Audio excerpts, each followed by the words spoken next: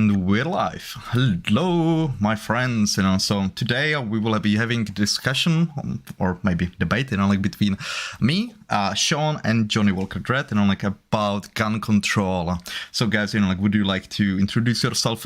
Johnny Walker Dredd is well known, to my audience. So, Sean, would you like to go first? Yeah, well, sure. my name's Sean. Sorry, and my name's okay. Sean. I thought he was asking me to go first, so go ahead. No, everybody knows about you already. My name's Sean. I started the Speakeasy Review channels with my friend Dixon, who is going to try to pop on. He's having some issues. We started a channel that started off as film reviews and then went down true crime. And then we started talking about Kyle Rittenhouse, and the gun conversation came up quite a bit. And I've been living in the UK for 16 years, and my perspective on guns has changed drastically since I moved here 16 years ago. And I think that's how I've entered the conversation. I'm somebody who wants to really explore gun control and how we can change things with, the current homicide rates, things like that. And I was really intrigued listening to your dialogue a couple weeks ago. Hence why I reached out to see if we could have a chat. Cool. So, Johnny, would you like to say a few words about you? Yeah, I'm Johnny Walker Dredd. I have my own YouTube channel that's mostly dedicated to, I would say, events surrounding cop shootings and just shootings in general, especially anything that's racially charged. But the Kenosha shooting is probably where most people know me from, the Kyle Rittenhouse deal. I have, I think, 300 plus videos on Kyle. And I've had like 3 of the witnesses in the trial on my stream at some point or another. So I've had a lot of work with, the Kenosha shootings. But if you're interested in anything like the Patrick Loyola shooting or anything like that, go on over to my channel. I probably have a lot of videos on it. And of course, gun control is another one of my deals. I'm a very active, I'm not going to say active, but I'm a very pro-gun enthusiast. Okay. Cool. So anyway, we have one, more participant, Andrew. He apparently teaches English. So as many of my professors, always was, busting our balls when we were a wee bit late, but he himself comes late. So Andrew, you're live. Would you like to introduce yourself, mate? Sure. I'm Andrew Dixon. Yes, I do teach. I adjunct a class at Rowan University in English literature. I have for several years. I also work with. I had been working with teachers, then I was working with nurses. Now I'm back to teachers, and in terms of their just professional organizations, things like that assist and support them. This issue is an interesting one to me because it does sit at the intersection of some things that I do think are important. Civil liberties are very important. But obviously, whenever you're talking about civil liberties, it's always a question of where do mine end and someone else's begin. So I think that's always the interesting question. And I apologize for not having video. I had been using a work laptop, and I'm changing jobs as of Friday. So I turned that in, and I don't have the new one yet. And my desktop does not have a webcam. So I am coming to you audio only today. My little old MacBook does not handle this software. It rejected it. So Dixon's a handsome guy. You're really missing out. Oh, you really are. You are. I have to say. Okay, cool. By the way, since we are simulcasting this to 2 other channels, cheers, my name is Paul. I come from the Czech Republic, in the heart of Europe. We are quite gun-friendly here, and we are one of the safest countries in the world. We simply managed to find a balance between having access to firearms and, well, I'll be honest, not having our kids shot in school. So, guys, if I may also say, just quickly, I'm sorry, usually, I have a green screen, right now I am at my parents, I have a holiday, so, yeah, kind of a caveman, dwell. Anywho, so, we will be, talking about the gun control in US, and I would like to just quickly point out that my position is, well, none, actually, because it is not my place to say what you do and stuff like that, what you want, that is entirely up to you. My purpose on this platform, meaning YouTube, always was to bring truth, facts, and the full story in all its complexities. So that will be my role, like today, to be a wee bit more of the moderator. However, like I am definitely a pro-gun person. So that's that. And since I started, like I think it would be a pretty good idea to go around, and if you guys could tell, like your positions, for example, on gun control, on, like what you're basically arguing for, what do you think is a good idea, and keep it, like as brief as possible, yeah? So, Sean, would you like to go first? Yes, brevity. I think I want to go at this conversation from the perspective. I think I have a very Socratic method way of investigating issues. And when we talk about guns, I having lived in the States, I came over here, very much with the whole mantra of, guns kill people. Sorry, guns don't kill people, people kill people. And I wasn't a gun owner. So I wasn't somebody who necessarily was really au fait with what guns are, caliber, shit like that. And if anything, I always felt like if somebody broke in the house and I scared them off with a baseball bat, that looked way more badass than shooting someone in the face. And that was sort of the thing I always went down. Living in the UK for the last 16 years, you realize that living just in the Philadelphia area, you become desensitized to the fact that every single night you hear about somebody being shot and killed on the news. It was a common occurrence. Now, I don't want to go down the route of hyperbole, but I remember growing up, it was fairly common and it wasn't like a big deal. And I think part of it is you hear it every night as a kid. And as I was living in the UK, I realized after a few years that nobody was getting shot. Now, again, I don't want to go down hyperbole. People do get shot here. But I realized there's cities and streets in America I won't walk down. I'm 6'3", about 280 pounds, and I feel quite comfortable that I can handle myself to a degree. In the UK, there isn't a street there is not a street in the UK I would be afraid to walk down. This is markedly a safer place for me to live. And I started to ask questions and started to look at the data behind homicides in other countries and homicides in the US. And I know, Johnny, you do have an opinion about why we shouldn't be comparing those. But for me, when I start listening to the debates in the US, I struggle with what people are talking about. So whenever people say, I don't want you to take away my guns, I have yet to hear a politician even say, we want to take away people's guns. And, on the other side of the coin, when I hear liberals talking about guns, liberals, and I don't like referring to right and left. You've probably heard, if you've watched any of my stuff, you hear me say, I don't like referring to the right and the left as sort of positions. But you hear liberals who maybe don't understand that there's 400 million guns and you can't just take them all away. So I think for me, I just want to get down to the core on why we're not talking about the issues. Why are we ignoring the homicides? And that's my position. I want to explore it in a different way than we have. I hope that wasn't too long, Paul. Oh, it's all good, mate. So, Johnny, would you like to take the, next step? The opposite of everything that Sean said. So this will be good, So, I mean, my perspective is based on a number of things. And one is, and I've been shooting guns since I was 9.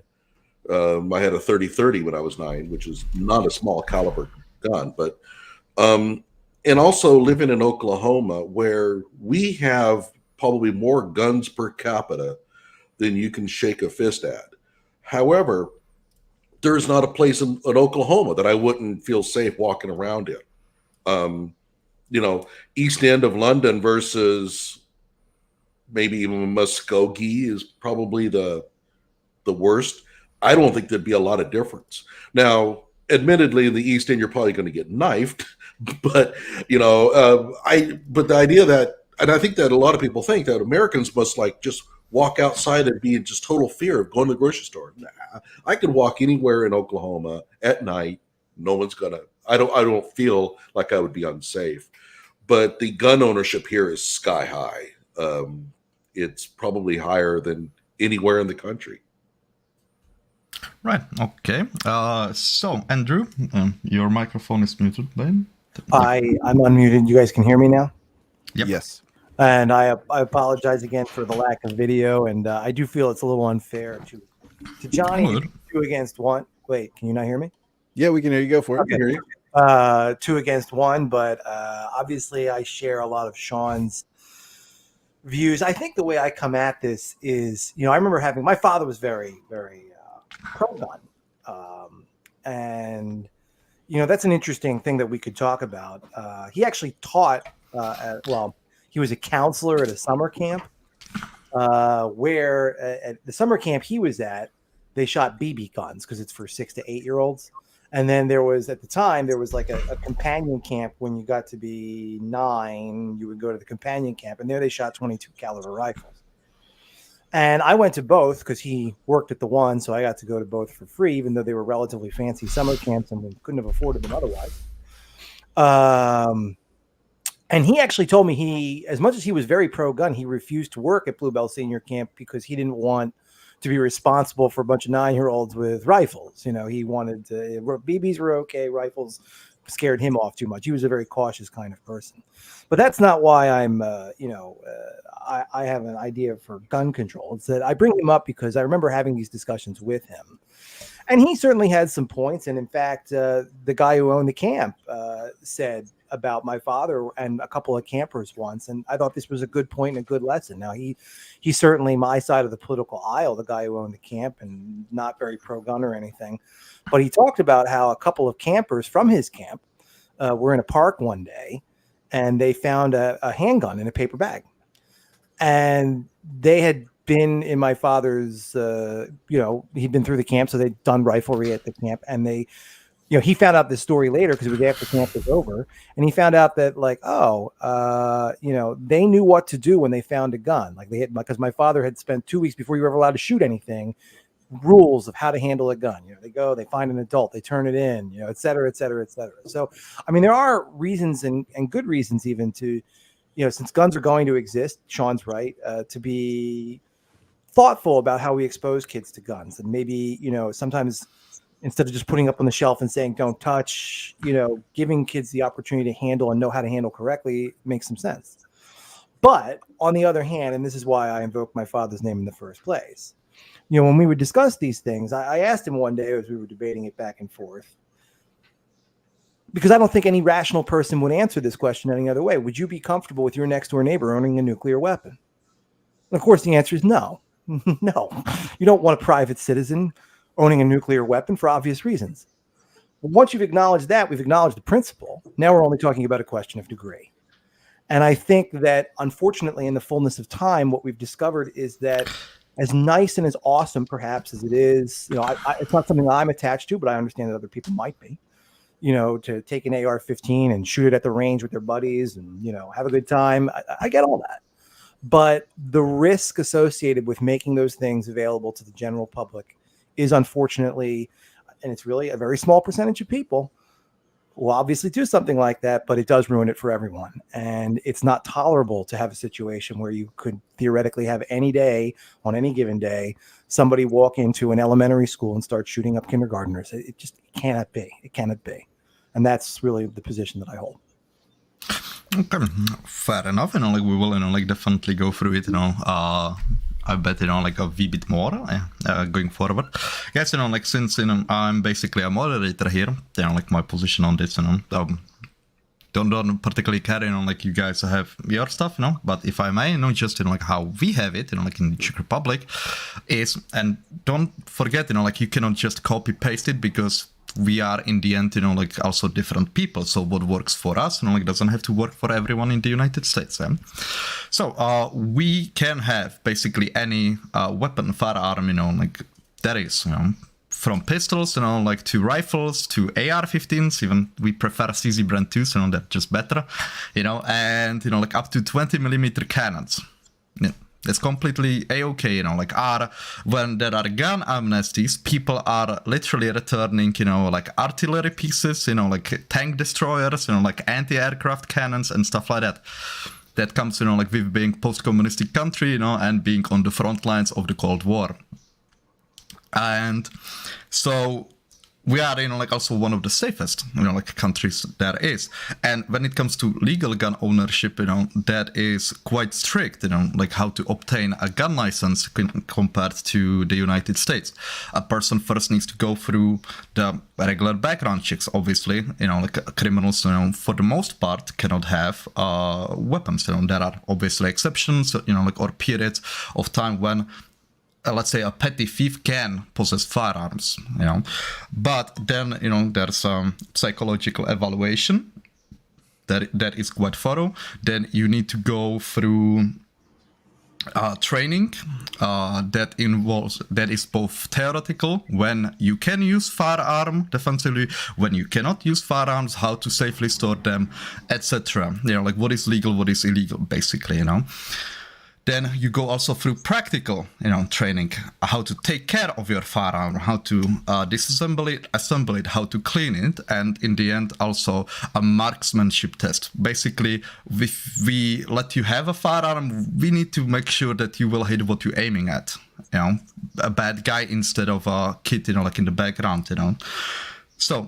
And we can lose our gun license if someone, for example, speeds a lot. That demonstrates that person doesn't respect, like the laws and stuff like that, and is rather not responsible.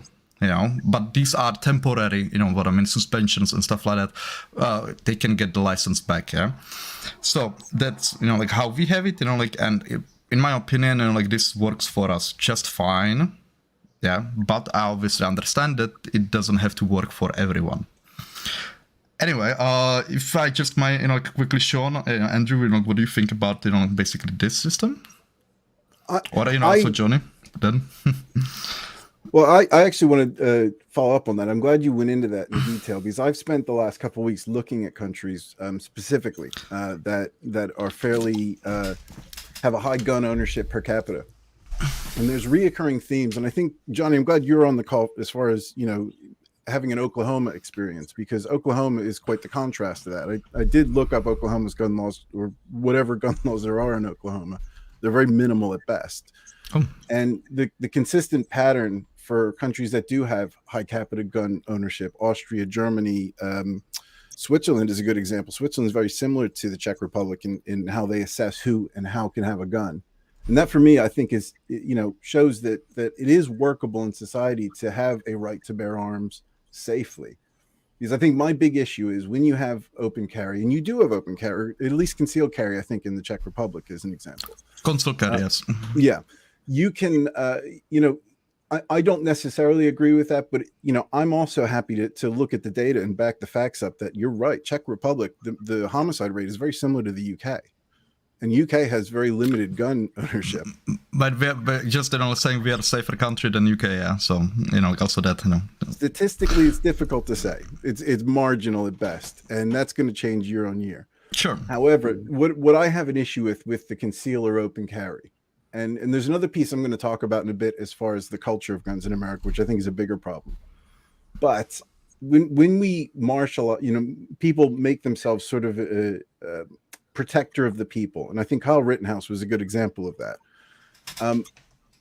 Police, Navy SEALs train a hell of a long time to be able to make decisions on how and when to shoot people. And even police, when they have to shoot somebody, it's difficult to for the first time I would imagine, and I'm not going to propose to know everything about this. I don't know anything, but I would expect it's very difficult the first time you aim a gun and shoot somebody if you have any sort of scruples. And when you put a civilian who hasn't had any training in a position where they're the good guy with the gun, I struggle with somebody with no training becoming that person to save the day, because it's very easy for them to make that mistake and to shoot the wrong person, make that last minute decision incorrectly. And I think that's where the problem is. I get a bit of the thing I like about the Czech Republic is the amount of training that goes into, gun owners being able to prove that they should be able to have a gun and carry a gun. I don't think in Oklahoma that happens, and I have a problem with that.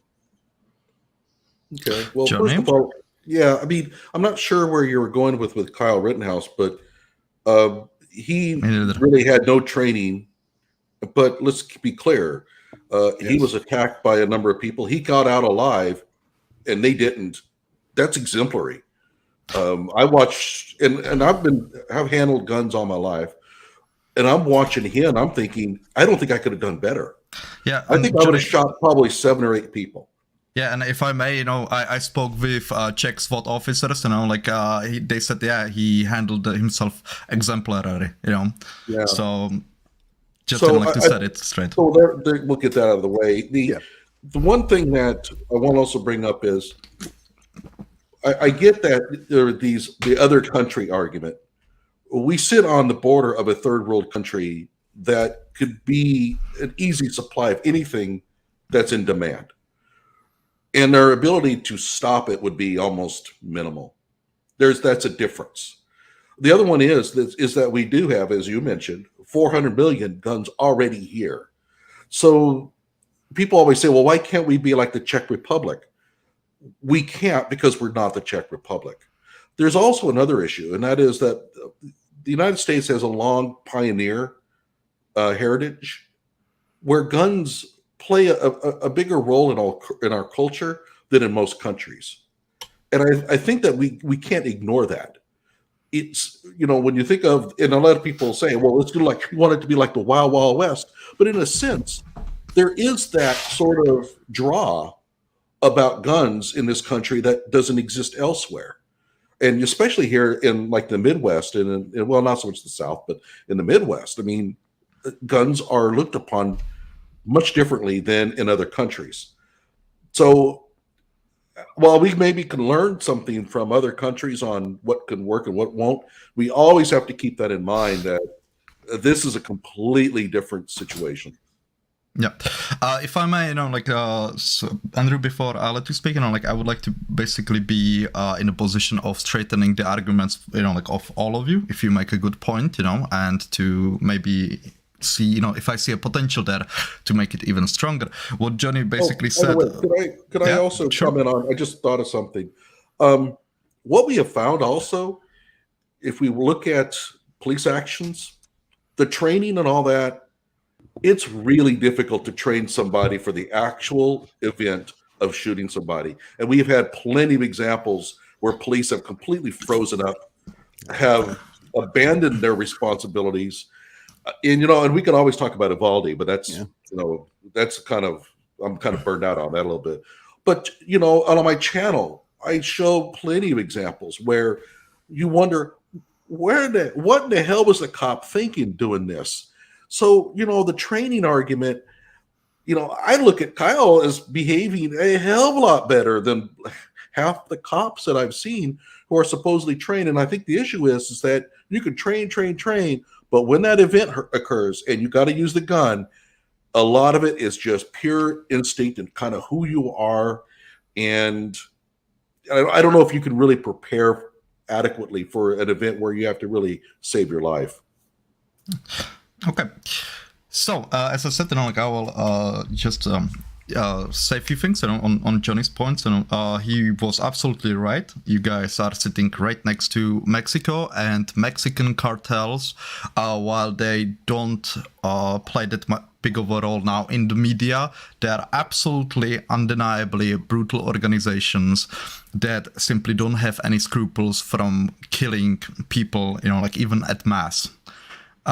You are, sharing a border with them. You are having these guys, in your country, as of now, and especially, in the border states, in Texas and stuff like that. They sometimes, smuggle drugs, or other, stuff, through the private property of, plenty of people. Sometimes, attack them. So there's the need, definitely for the gun ownership. It's definitely higher than, let's say, in Manhattan.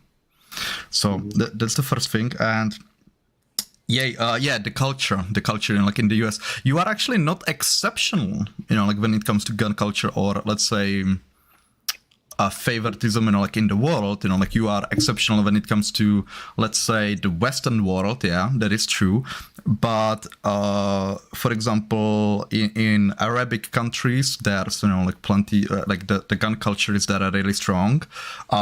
The celebratory shootings at weddings and stuff like that. That's one example. Which my wife has done, by the way.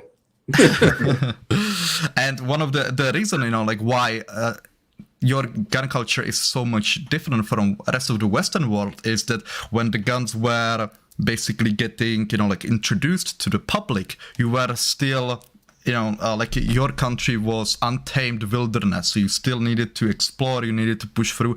And having a gun was a difference between life and death. When guns were introduced, here in Europe, at the same time, we were for the most part, tamed continent, civilized continent. I don't know like how to say that, but basically there was well established governing infrastructure across the whole continent. So for quite like 200 years, maybe more, there's simply every single person like across the United States needed a gun to survive. So that is a reason why your culture is somewhat obsessed with firearms in comparison to others. I'm not saying it's good. I'm not saying it's bad. It's just how it is. Right. Oh, also, I'd like to make one more point. I think a lot of people, they think, well, if we could enact these really strict gun laws, we'll be like Denmark. But actually, there's another country closer to us that has really strict gun laws. It's Mexico. And Mexico is a very violent place. We think of high violence like Chicago. Juarez is, I don't know how people live there. I really don't. So which one will we be? Will we be more like Denmark, or will we be more like Mexico? I have a feeling that we would probably end up more like Mexico than Denmark, but that's me. Absolutely. Okay. Dixon, I want to make sure Dixon gets in here too before I start speaking, because I've got some notes here just to follow up on a few points. Sure. I've been listening to what everyone says. I mean, I guess what I would just be, I would have a couple of notes, responses, more like thought questions even. First of all, I find the notion that the United States' gun culture was established, in the late 1700s and through the 1800s as the western part of the country was increasingly settled, and therefore it can never change, to be very dubious.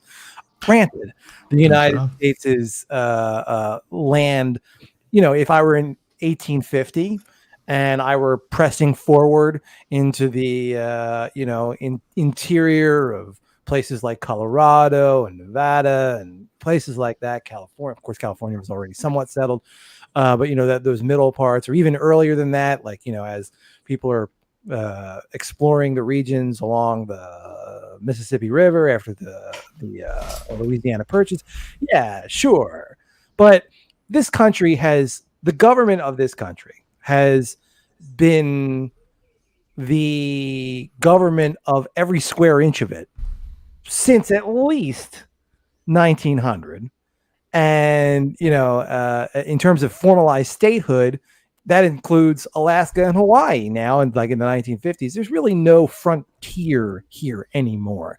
And so while there might be a vestigial memory that my great grandpappy, was firing muskets at Indians in the, wooded regions on the west bank of the Mississippi, that's hardly a reason to establish what gun policy ought to be today. I'm not saying that therefore it necessarily follows we should have gun control. I'm saying that that's not a reason not to have it. I feel like I had something else to say, but for the moment, I'll just leave it there. Okay, let me go ahead and respond to that. I wasn't saying that we couldn't, that we had to be stuck with guns.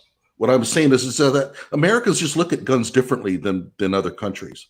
And therefore, a person from Denmark doesn't understand why Americans recoil so much at the thought of gun control, because in Denmark, a gun is not looked upon quite the same as it is in the United States, and it's primarily because we are a frontier pioneer country. It's just, I think that the mystique, the romanticism of the gun is embedded far deeper in our culture than it is elsewhere. That's all I was saying. Well, and I think I don't totally disagree with that. I mean, certainly my father was a big fan of Westerns, and as a result, I certainly have some favorites, and not of the Clint Eastwood variety either. I like my John Wayne and all of that. And I do understand what you're saying, but again, I just think that, while it might therefore make it more difficult politically, if you're trying to change people's hearts and minds, I could take your point there, but I just would be dubious about any claims that somehow that because of A, we can't do B. You know what I mean? It might be a heavy I wasn't making that argument. Okay. Yeah, if I may just quickly, Sean, like before I let No, you go speak. for it. Go for it. Just with the culture, that is one thing. Like Andrew, I need to point out. I have a suspicion, and correct me if I'm wrong. Like that you basically are looking, you are kind of not understanding. I don't know. Let's say in Texas or in Oklahoma, when some people are like walking around, like with firearms, like openly. It is part of the culture. I believe, like Johnny, like do you have in Oklahoma some kind of festivals or something like that? Like I don't know, for example, for shooting, like targets, like or something like that, where like a town, like gets together and like shoots for fun, or something like that. Not that I can think of. No, I mean, Yeah. I don't think that day to day is much different here than most other states. Okay. As far as that goes. Yeah, fair enough. Yeah, I mean, but to your point, if I could say something, because Yeah. you're, admittedly, I've never lived in Texas or Oklahoma, but I mean, Pennsylvania is a big hunting state. In fact, a mutual friend of ours, Sean and mine from high school, who we were both very close with and are still friendly with. He and his father and family, they regularly took hunting trips. I mean, they had the gun case in the living room there. Mike Latini, I'm talking about. Sean, if you're like nodding your head, but Yeah. it was like, I mean, I spent all kinds of time around his family, ate venison with them, all of that. So, I mean, it's not like, it's not isolated to, it's not like if you come to the United States, there are probably a few states, New York, I guess, although New York has huge areas of forested area where hunting happens. So, I mean, I would think maybe a smaller state like New Jersey, maybe there's a little bit less of it, but even the northwestern part of Jersey is heavily forested, and I'm sure there's hunting that goes on there. So right. it's not really isolated to just one part of the country, I would say. Yeah. Okay. Now, Andrew, like what I meant by that, and this is common, like I'm not saying this is your position, like I'm not sure. I'm will explain it, like what I mean. There's plenty of people in US, for example, that when we were talking about Carl's example, they simply could not have understand how someone could walk around, like in a street with a gun, like openly carrying, like AR-15, despite there being plenty of people. And I'm just want to make a point that there's no one is like a culture police. You know what I mean? That because like someone else views like something else normal, and let's say you don't think that is normal, but that doesn't mean like that you are right on that, like that you are an authority. But again, I don't know if that's your position. Just well, I mean, to answer, I don't know that it's quite my position. I take your point that I don't live in an area of the country where I'm very likely to see anybody walking around with an AR-15 slung over their shoulder or a handgun, holstered on their except for a police officer. Sure. And so it would shock me a little bit, probably. But you're right. I'm not the culture police. And the question, bottom line is it legal? If it's legal, they can do it. You know what I mean? That's really the situation. I think you're kind of getting with that question to me, what's, the underlying problem with this whole debate. And, no matter which way you slice it, is that, 99.56% of legal gun owners, I mean, some incredibly high percentage of legal gun owners, are never going to do anything with their gun that would be illegal. They might not be at the 100% safest all the time. I'm sure there are some who don't do anything criminal, but maybe don't store it properly or things of that nature. But, for the most part, they like to have it. It's something that they identify with. They want to go target shoot with it. They want to do whatever. They want to go hunt. It doesn't matter. The problem is, and this is always the issue, is how do you handle these things? Are exceptionally dangerous. They are more dangerous than any other consumer product one can buy. That is in terms of like its actual design and purpose. I mean, yes, cigarettes are dangerous. You shouldn't smoke them, but they're not going to kill you like you smoke one and down you fall, right? This is about the only product I can think of whose design and purpose is to kill things, and they're commercially available. And what that means is that it only takes one person, like the guy in Uvalde or like the guy in Sandy Hook, who no gun law that we have yet devised would have stopped either one of those people from purchasing them, as gun rights advocates rightly point out. I mean, they didn't have records. They didn't have, things on their in their background that would have prevented by any law you could come up with to stop it. But it can't happen. So how do we stop it? Yeah, I got you, and I will, like straighten your point. We will be taking, some questions from the audience, but I would like to let, like Sean talk, like for a bit. He wanted to, he had some retorts. Nice. I need you hanging out with me and my wife. That would help. That was a funny joke. So the thing I want to bring up, because we talk about Mexico, and for me, it's difficult to say we shouldn't talk about gun control because of Mexico is on the border and it's a dangerous country. I think that's a lot of, I don't want to say it's a talking point, but there's not a lot of data that really backs up what we're talking about. And I appreciate that Mexico is a dangerous country that borders the United States. But when we talk about gun control, I don't think anybody's ever talked about taking away guns from Americans.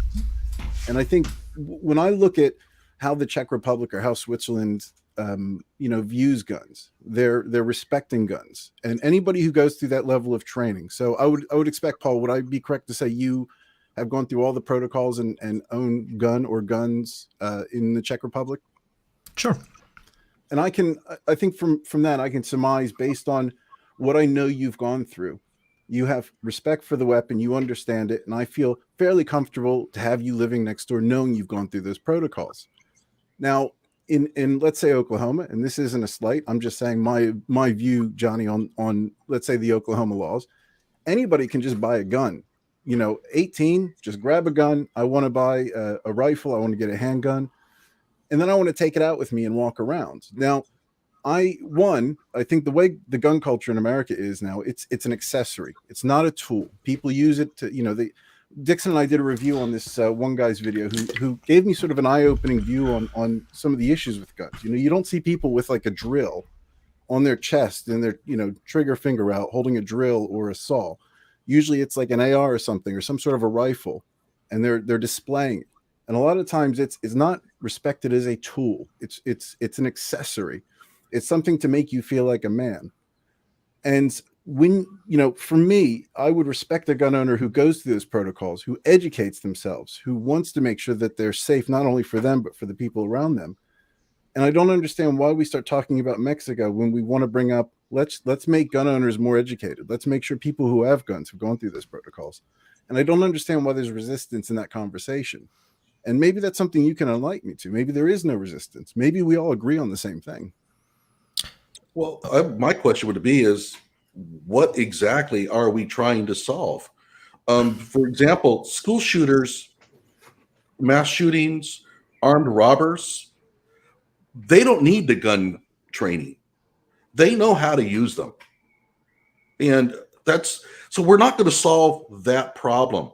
The other one is that you're talking about requiring the gun training, but the people who are responsible for the vast majority of the heartbreak in this country are not going to go through that training anyway. 400 million guns in this country means that there's access. So the problem with the training is now you're discouraging somebody who really needs a gun because something's traumatic has happened, needs protection. And invariably, these gun training programs end up being long, drawn out, expensive ordeals. And the person is not going to be able to meet that. What do you want? Restraining order? Restraining order just tells your attacker where you're living. That's pretty much all it does. So a person out there who is in genuine fear, these training programs are not going to help the situation. In reality, I have a five-shot J-frame. Not a lot of training involved. You aim it, you pull the trigger. What else do you need? I mean, so here, one more point. These training programs are really, in my opinion, are just really aimed at just making it tougher and tougher for people to get firearms. There are barriers put up in front. Now they're wanting insurance. They're wanting to put people, well, you have to pay for insurance as well. San Jose passed a resolution where they're going to require all gun owners to carry liability insurance. It's not working out very well for them, but okay. So again, I kind of wonder if these training programs are not just designed as barriers to prevent people from being able to obtain firearms when they need them. So can I ask you a question about sort of the state of play as far as what is working now in your view? Because one of the things that bothers me is in the if I were to compare United Kingdom and Czech Republic, because I think relatively speaking, the state of play with homicide is very similar, even with gun homicide. In the UK, about they have something like trying to think of what it was. Their homicide rate is about, I want to say, a fifth of what it is in the US. And 4% of their homicides are via guns. Now in the US, you have, I think, something like 20,000 homicides. And of those 20,000 homicides, 80% of them are gun related. And there's a statistical problem. There is the homicide rate in the US is that of a third world country right now, or relative to that. And I see a problem. And when we talk about, guns and talk about educating people on guns, I don't understand why that's something we can't begin to explore. Why is it just off the table because we think it's not going to work, or we think it's going to? Nobody disagrees. Go ahead. I'm sorry, Paul. May I take this one? The problem, that you face in US is that the gun owners, they simply don't trust you, meaning, your side, let's say, that they will not be pushing for further restrictions. Basically, they're afraid that if they let you have the foot in the door, you will push the door, wide open to, eventually ban guns. And you might not think so because, first of all, well, you view yourself, as reasonable and that it's not something that you would want. Well, they don't see into your head. They don't trust you, let's say you specifically. That's one thing. The other, can you guarantee that everyone, on let's say that is in power right now or will come later will have the same, position as you? And, just this is a very legitimate fear because in the EU, that is precisely what is happening. After some terrorist attacks. Can I say something there, though, Paul? And I'm sure I didn't interrupt. I don't think it is a legitimate fear that someone's going to, quote unquote, take your guns away. And the reason is, the United States Constitution is clear and unequivocal that in order to maintain a militia, I forget the exact wording at the front end of it, but the right to keep and bear arms shall not be infringed. And you are not going to overturning a constitutional amendment. I don't know that if and Paul, I don't know how much you know about U.S. civics, but it is an enormously heavy lift. You need a 2/3 majority of both the United States House of Representatives and the United States Senate, and then it's sent to the states, and you need a supermajority of them to ratify it. So you need 37 state legislatures in there. Maybe it's only, I don't know if it has to go through a bicameral process in states that have bicameral legislatures like this one does. Some of the states, I think like the Virginia only has an assembly. But regardless, you have to, there's just no way. Speaking of the gun culture and to Johnnie Walker Dread's earlier point, there is not enough political will in this country, nor will there ever be, to overturn the Second Amendment. It is simply not on the table. That is something that I can say unequivocally is not on the table today, not tomorrow, and not ever. Okay. But in that response, as a law-abiding citizen, can you possess a firearm in Chicago? As a law-abiding citizen, can you possess a firearm in New York? Yes. And it goes, Yes and yes. Dude. That is close to impossible, as far as I know. And correct me if I'm wrong. You're listening to some propaganda on that. Is it more difficult in New York and Chicago than it is in Oklahoma? No doubt. But it is absolutely possible to do. Okay, then I ask, Johnnie Walker Dread, could you, I don't know, back me up or, basically come with the data? Okay, so one of the things that we have to be obviously, the Second Amendment is there, of course. However, a lot of people are interpreting it, and the Supreme Court not recently, but within recent times has interpreted it correctly. I'm not sure that will hold up forever. But here's the example. In San Jose, for example, you cannot have a gun without buying liability insurance, a clear infringement on the Second Amendment, but they did it anyway. So in California, for example, that raises an interesting point about I mean, you get down to the word infringe and what does it mean? Because I think I go back to my earlier question, the one that I asked my father. Should your next door neighbor be able to have a nuclear weapon? Because technically, if you're going to read infringe absolutely tightly, that would be an infringement on his right to bear arms. But I don't think any reasonable, rational person wants their next door neighbor or any other private citizen that they don't know exactly who they are and exactly what they're doing to have a nuke. But a nuclear weapon meets the definition of an arm. And if I say you can't have it, I have indeed infringed. Okay, so now what we have said is that we have a Second Amendment, but we can interpret it to essentially admit any kind of gun law that we want. For example, in Alameda County, California is a state where if you apply for a concealed carry, each county sheriff is responsible for approving the actual permits. In Alameda County, I think they approved like 10. And it was all probably for their, politician friends or whatever. So, and that is an infringement. So, at one point, it seems as if we use that nuclear arms argument, we can pretty much suppress any kind of activity. And my point is, and I take your point there. I'm not a big fan of slippery slope arguments, Sean. I think you and I have spoken. I don't like the slippery slope. I don't like talking. I use it though. I give an example. The nuclear weapon simply because what we need to do is acknowledge that there is a principle. There is a limit to what you want an individual private citizen to hold, and it has to do with its destructive power, right? I mean, you just can't have anybody. Elon Musk might be a darling of the right for the moment, but I'm sure he was not until recently. And I sure as hell don't want someone like Elon Musk or Jeff Bezos, because you think to yourself, well, nuclear weapons are expensive. It takes that kind of wealth to own one. But there are people indeed who are rich enough that they could if they wanted. And I'm not comfortable with people who have no attachment to anything other than themselves and their own money owning that kind of weaponry. And I don't know that there's any, I mean, maybe I should ask you before going forward. Do you think that should be permitted? I mean, are you that committed to the notion that if you can afford a nuke and you want to keep one on your property, you should be allowed to have it? Yeah, I think that a nuclear weapon is actually classified as an explosive device.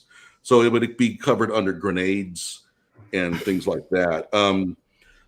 When you say bear arms, I think the implication there is something that is meant for an individual, to actually carry.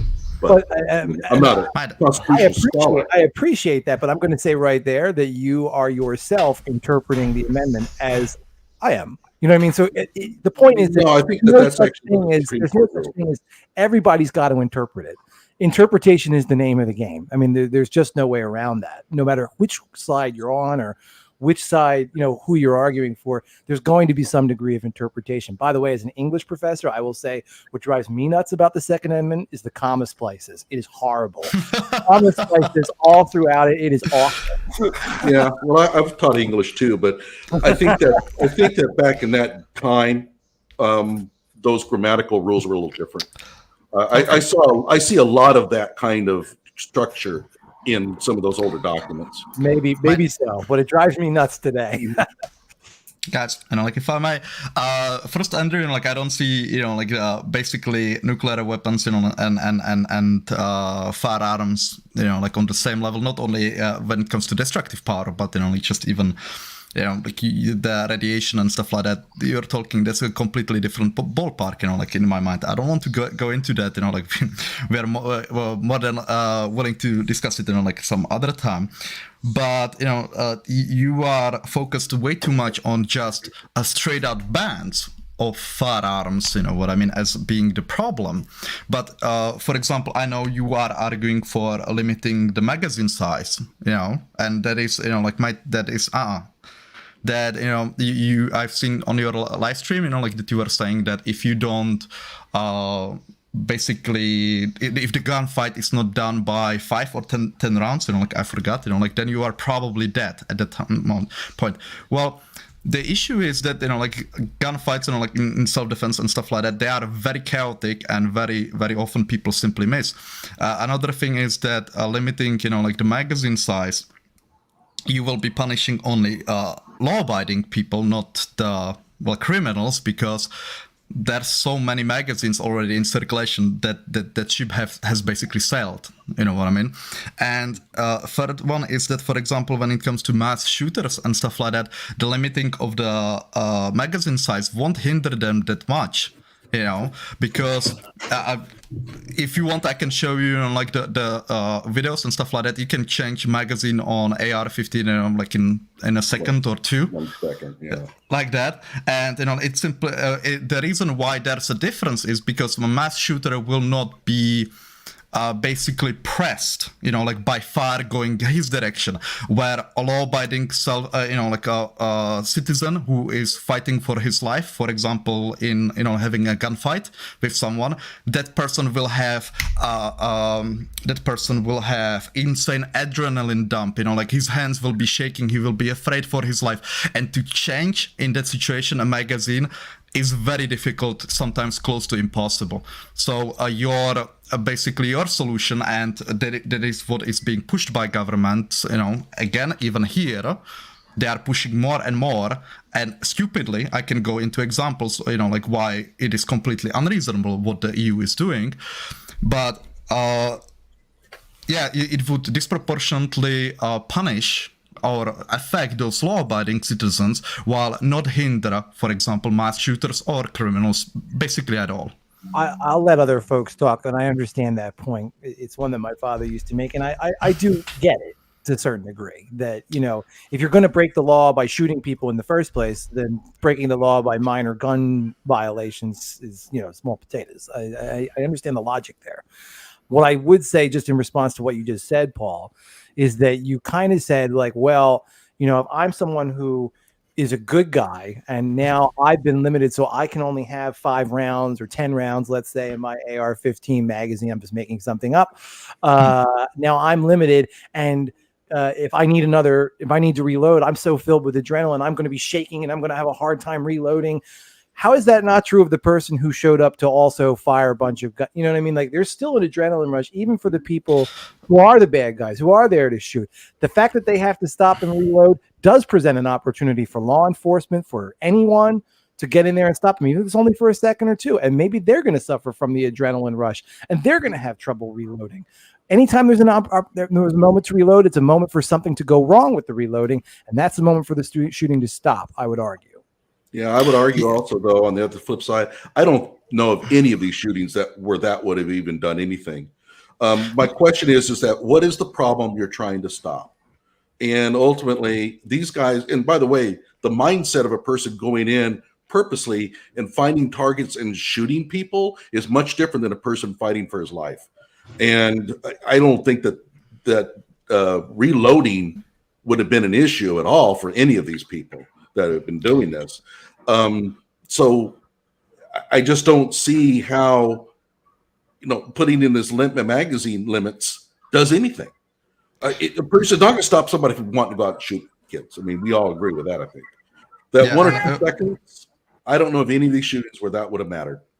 Yeah, and Village Sean, you know, speak. I just want to quickly clarify, Andrew. I absolutely acknowledge that it hinders, you know, like, let's say, a mass shooter too. I'm saying it hinders a law-abiding citizen far more than the mass shooter. So, Sean, you know, like, if you have some points. By the way, I would like to discuss a little bit the slippery slope thing, and I know that you don't like it, Johnnie, but it's real. I mean, yes, it can be used as a fallacy, but it's a very Johnnie, real thing. Yeah, we will get to that. We will get to that. You know, like, Sean, you know, like, if you would like to say something. No, that's okay. It's one of my favorite things to talk about, slippery slope, because they're I'm just gonna. The only thing I'll respond to that before I go to my other point is we make lines in the sand all the time in every law in every way, and slippery slope, I think, is a way to say I'm in a way, you know. Not that I'm afraid of change, but we evolve as a society, and if we draw lines in the sand, then you know, as we learn more, we're limiting ourselves to evolve our laws. And that's when the Constitution was written, it was explicitly written with a system of amendments so we can evolve as we grow. And I'd argue that the founding fathers, when they created the Constitution, and it has changed, those amendments are there to evolve with where we've gone, even now with guns in production. There's 400 million guns out there, and they were aware that things were going to evolve and the laws would need to evolve with people and time. And I can understand that's what scares gun owners. It's in America, it's part of identity. It's not just a tool. It's ingrained in who you are as society. When you go back to, I think you would refer to them as, the pioneers. Gun is very central to American culture, and also I think in the Czech Republic, especially in Eastern Europe. I mean, following the Soviet Union, guns, especially in Ukraine, I'm pretty damn well sure that those people are glad that some of them are armed over there. There's good examples in modern society of countries invading, where if I lived in the Ukraine, yeah, of course you'd want a gun. I get that. I get all that. But I think, when we look at the U.S., what I'm not hearing, though, we end up going down all these rabbit holes. And it's almost like there's this murder rate that's, in America right now. It's something like 50 per million, whereas in the UK and in the Czech Republic, just as examples here, we're looking at 0.5. And I think what I struggle with, I need to double check that stat, but it's something like 5 times different. To me, that is a problem that needs to be addressed. That's a problem that we're just saying, okay, we need to protect the guns, but let's ignore the stupidly high homicide rate in the United States. And I guess my question, Johnny, is what do you think can be done, or do you think anything should be done to address that? Or is America just inherently a dangerous place to live, and that's the price of having guns? I think that, well, the U.S. is inherently a dangerous place to live in certain areas of the country. Okay. Yeah. I don't live in an area where that's an issue, but on the one point you made about the slippery slope, we draw our lines in the sand often because we know we're going to move them later.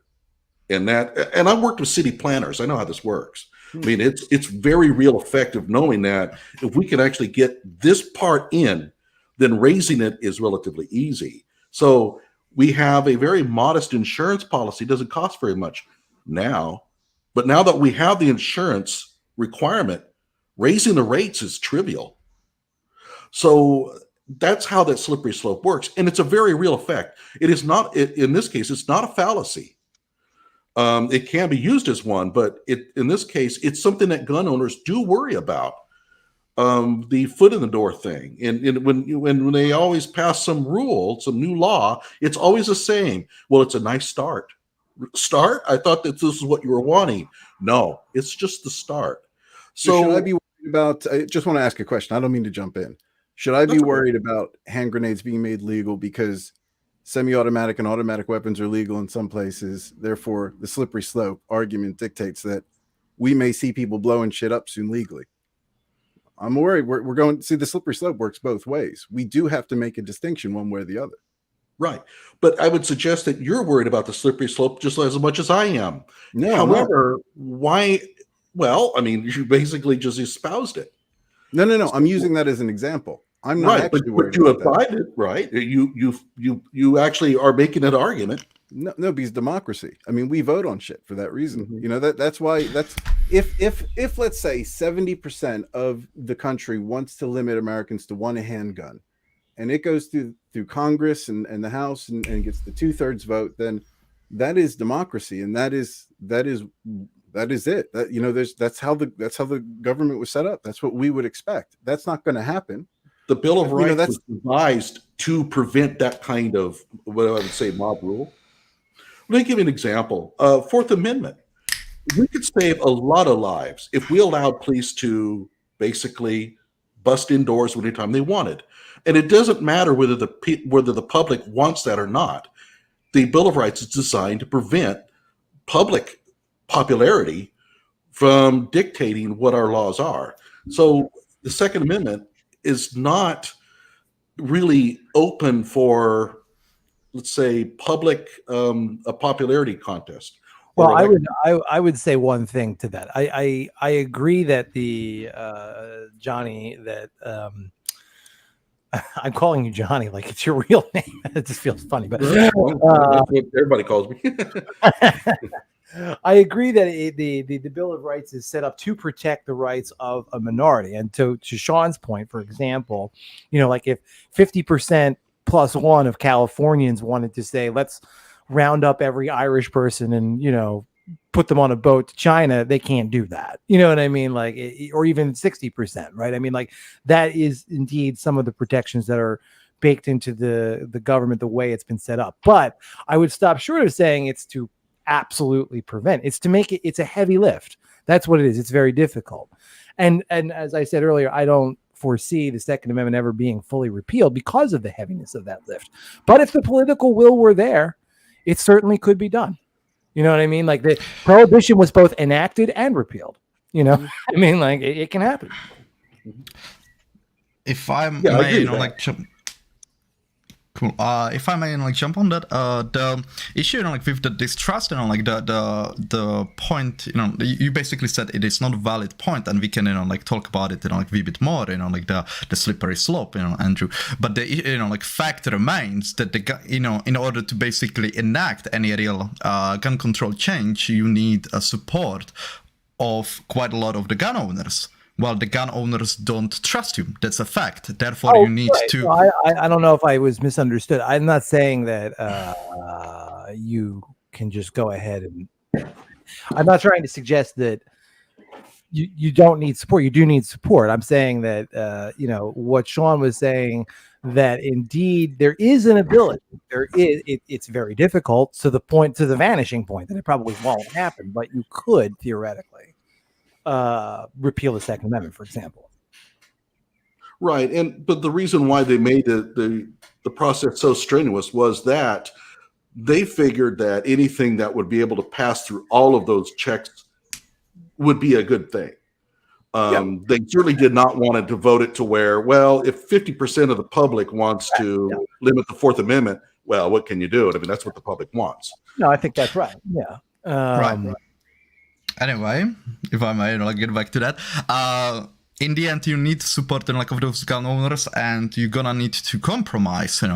As I said, they don't trust you. So, one of the things, that I see a problem, and what I said, is a valid point, is that plenty of people are trying to force this federally, and where I understand your points that why you want that, because you are one country, you don't have a border check. So for example, let's say you live in Pennsylvania, and let's say you are happy with your gun laws, well, someone can travel out of the state, buy a gun somewhere else, where you are where voters in Pennsylvania are we don't want those gun laws, and import those guns into Pennsylvania. I fully understand that, view. On the other hand, you also need to understand that people have different values, different choices and stuff like that, and it is in that decision in each and individual state. The same here, in Europe.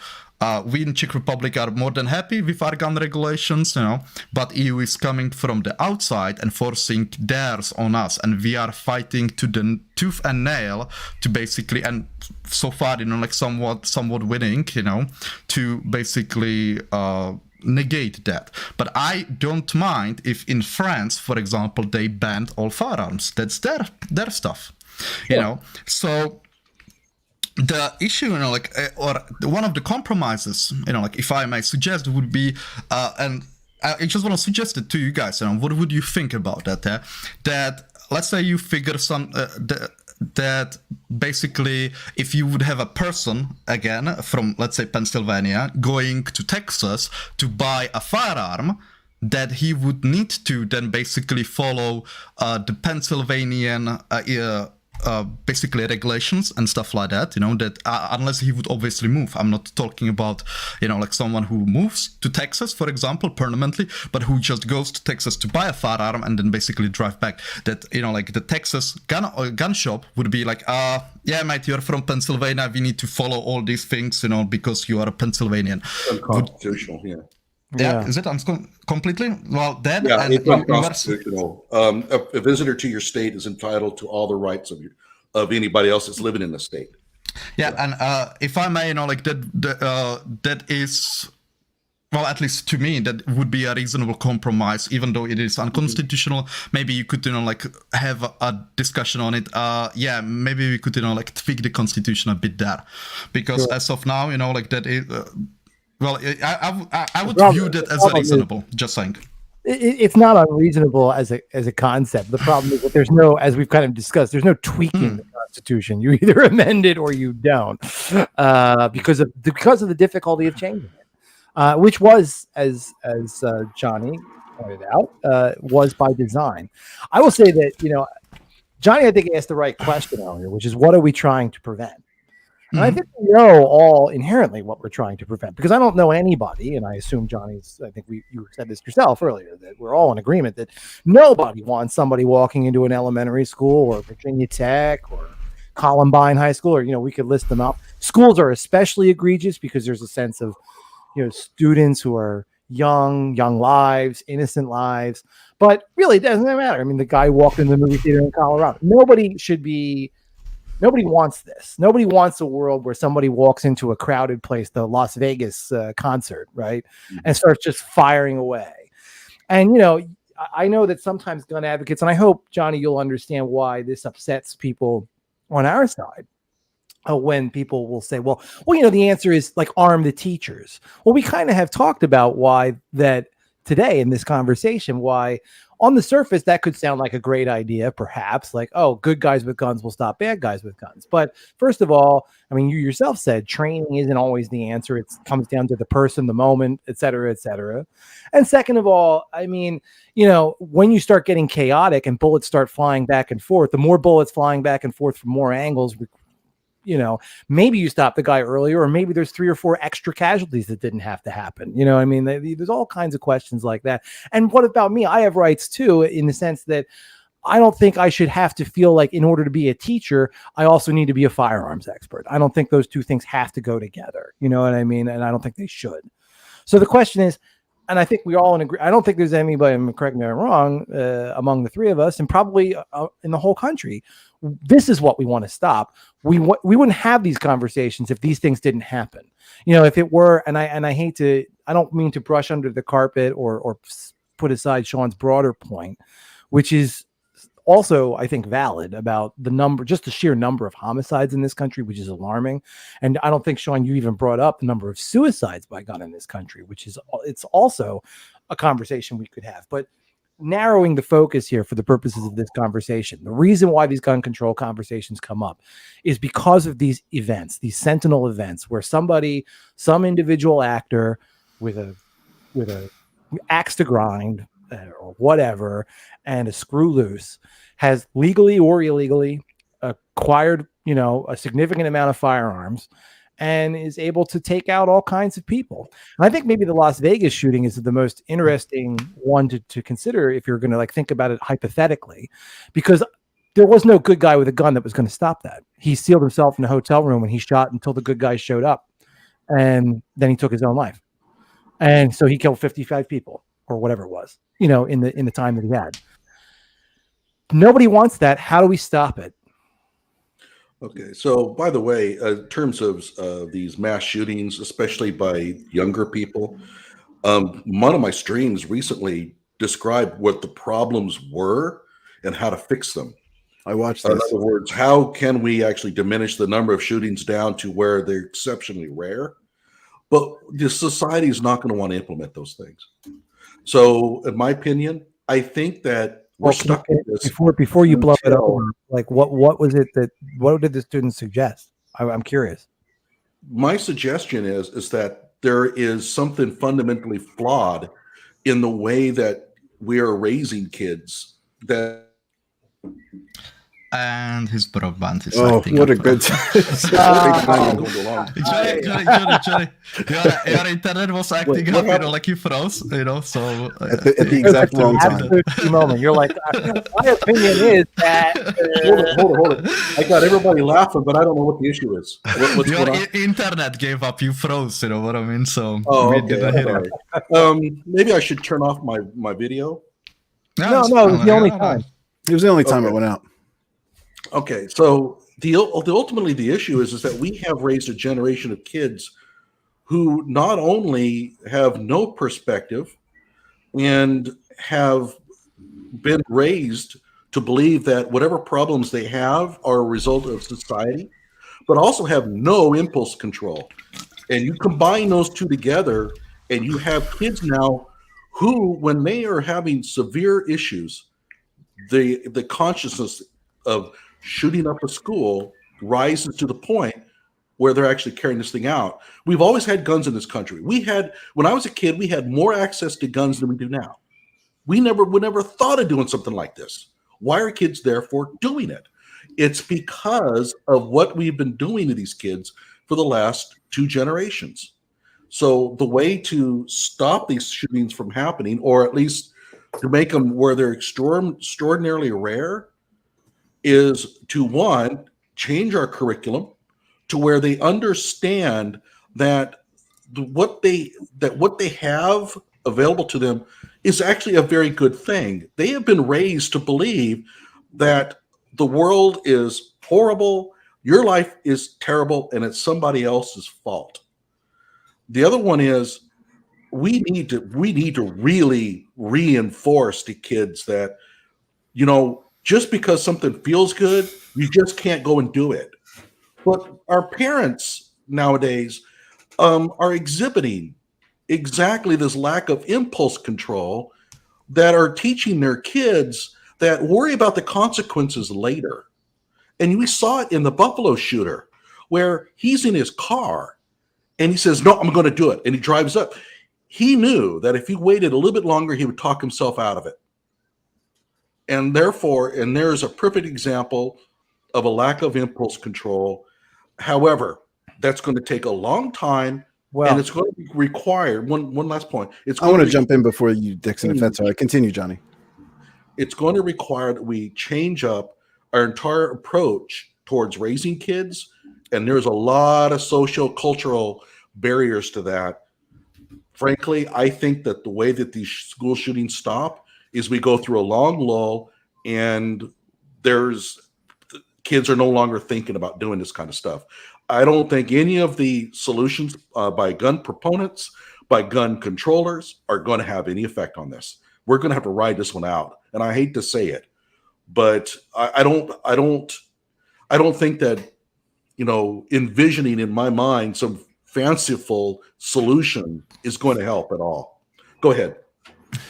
Dixon, I hope you don't mind me jumping in. I just, I wanted to participate too today. I wanted a chance. Johnny, I watched that stream actually, because I had a feeling, your whole thing on mass shootings and impulse control. And I think when we talk about, let's say the homicide issue in this country, or in the when I say this country, I'm referring to my home country. When we're sort of kind of, not flippant's the right word, I don't think that's respectful to kind of what you're saying, but when we're kind of flippant about asking people to go through an education protocol, learning to respect a weapon, making it something that you have to earn, through education, and then saying, well, I can't be bothered to do that. That kind of goes down to impulse control. You need a gun this very second for what is a statistically insignificant level of danger you're in at home. For waiting a week, 2 weeks, whatever, to be able, or months, or whatever the case may be, especially given that the data around the world is comprehensive, that going through those education protocols, similar to if you wanted to fly a plane or drive a car, make a massive difference to people's safety. And the thing I struggle with is we're saying, if 24,000 people a year, well, I'm not even going to throw in the suicides, because in America we really don't give a shit about suicides. I mean, let's be honest, we don't care. And if we just talk about the 24,000 people that are being killed, the Second Amendment right now is trumping that whole life, liberty, and the pursuit of happiness. My wife, when she goes to the States, there's a part of her that's like, yeah, I could see or hear somebody get shot, and here she has no fear about that. And I just feel like, and I think that's why is this conversation about what we can do? Why is teaching people how to respect and use guns, why is that like a fanciful solution? What would you suggest we do, if anything, to limit the number of homicides? Because if you talk about, one last thing I want to say, if we talk about students and young people and impulse control, we don't have this problem in any other country. You know, we don't have, you know, kids are the same all over the world, and we don't have these same issues in any other country. You know, these mass shootings aren't happening anywhere else. And I appreciate there's an access issue with guns, but it just seems like the conversation is, well, fuck it. You know, there's going to be a lot of people that die. I want anybody to be able to have a gun. There's no in between. There's no nuance. There's no context in that conversation. Okay. Well, first of all, if we're going to talk about these solutions, they have to be real solutions. The solutions that I hear are not going to solve this problem. So why don't you think that educating people, making sure people that are owning guns are checked, don't have any mental health issues, understand how to use a gun? Why is that a problem? Because the people that are carrying out the killings and stuff would not have gone through that. The other thing is that one of my solutions was every kid in the country, military junior ROTC training in high school. So you agree with Switzerland then? You like Switzerland's gun control laws? Well, keep in mind, Switzerland has access issues, I mean, that I don't agree with. But in terms of having every kid go through military junior ROTC training, it's not about firearms. It's about the discipline that comes out of it. You don't see kids who went through junior ROTC having too many of these problems. And it's not about how to handle a gun. The person who pulls out a gun and shoots the liquor store owner knows how to use it. I mean, he respects his gun fine. He knows exactly what it's for. So teaching him to respect the gun, teaching him how to use it, he's already passed those qualifications. But what the junior ROTC training is designed to do is to instill self-discipline and perspective into kids that will kind of bleed out this notion somehow that your life is so horrible and the people in that school need to pay for it. That is really the real primal cause of all of these shootings. If we're going to solve that problem, we have to go after it. Like I say, you're right. You don't have school shootings in like England, anywhere, and Czechoslovakia. We didn't have them either here. Yeah, but there was only 100. When you were in school, too, there was only 148 million guns. Sorry, I don't mean to be talking over everybody. No, that's there was only about 100. Like, let's say you're maybe similar, or maybe a little bit older. I don't know, but it was about 140 to 180 million guns. Let's say 25 years ago. Now there's 400 million guns. Right. So when we start looking at impulse control as maybe a causal effect as to why there's gun violence. Okay, you know, so more guns are going to be creating issues as well. Gun ownership rates are about the same, and if anything, maybe a little lower. The difference in the number of guns is that there are more collectors. For example, people like me, and I have so many guns, I don't even know how many I have. But people like me were relatively rare back in the 70s. We're not the ones shooting up schools. So the number of guns has risen up astronomically, but it's primarily by hoarding from a very select number of people who themselves are not a part of the problem. So can I, because I want to jump in on that because before I forget, because I'm getting old and dementia. Yeah, so I get this streaming in the next couple hours, I'm going to be fine. So let's say we just say, Johnny, screw your ideas on, bad guys with guns are always going to be bad guys. We shouldn't educate any good guys. You think, so if we went through that protocol, we just said, screw what Johnny Walker thinks. You don't think that's going to make any statistical difference whatsoever in the amount of gun violence or homicides in the country? Because that's kind of what you have to say. You have to say that it's going to make no difference whatsoever for me to say that's a good idea. Requiring a training of people buying a gun and let's say certification or whatever else will have no statistical effect on the number of, let's say, homicides. Although we could say no statistically significant effect. If there's effect, it might be very small. Guys, if I may, you're getting a bit confused here because one is jumping to homicides, and the other is talking about mass shootings, what I mean, school shootings and stuff like that. So, keep it, one and one, what I mean. So I'm not jumping in because I think this conversation is just now pure gold, so yeah. I'm enjoying myself, by the way. Yeah, this is fun. Can I jump in though, because I want to pick up on this point, and I think it's an interesting sort of one that I ran for the Pennsylvania State House of Representatives. I mentioned that on my channel with Sean there. Maybe you heard that before, Johnny. And this is a tricky issue in Pennsylvania because I first of all, to be clear, I am not for. It would be ridiculous to be for trying to seize people's guns because you can't do it. It's illegal, and I'm not for that anyway. Because as I've said, 99 point whatever percent of people who own guns, especially legally, they're, as you just said, they're not like people who collect guns are not really the people who are walking into schools shooting up the place, right? So I mean, it's like there isn't a one-to-one simple relationship there. But to Sean's point, and this is something I did say to some folks, and it was just something I was really using as a trial balloon because I've thought this is an interesting idea in my mind, and I'd like to hear what someone who on your side of the aisle thinks of it.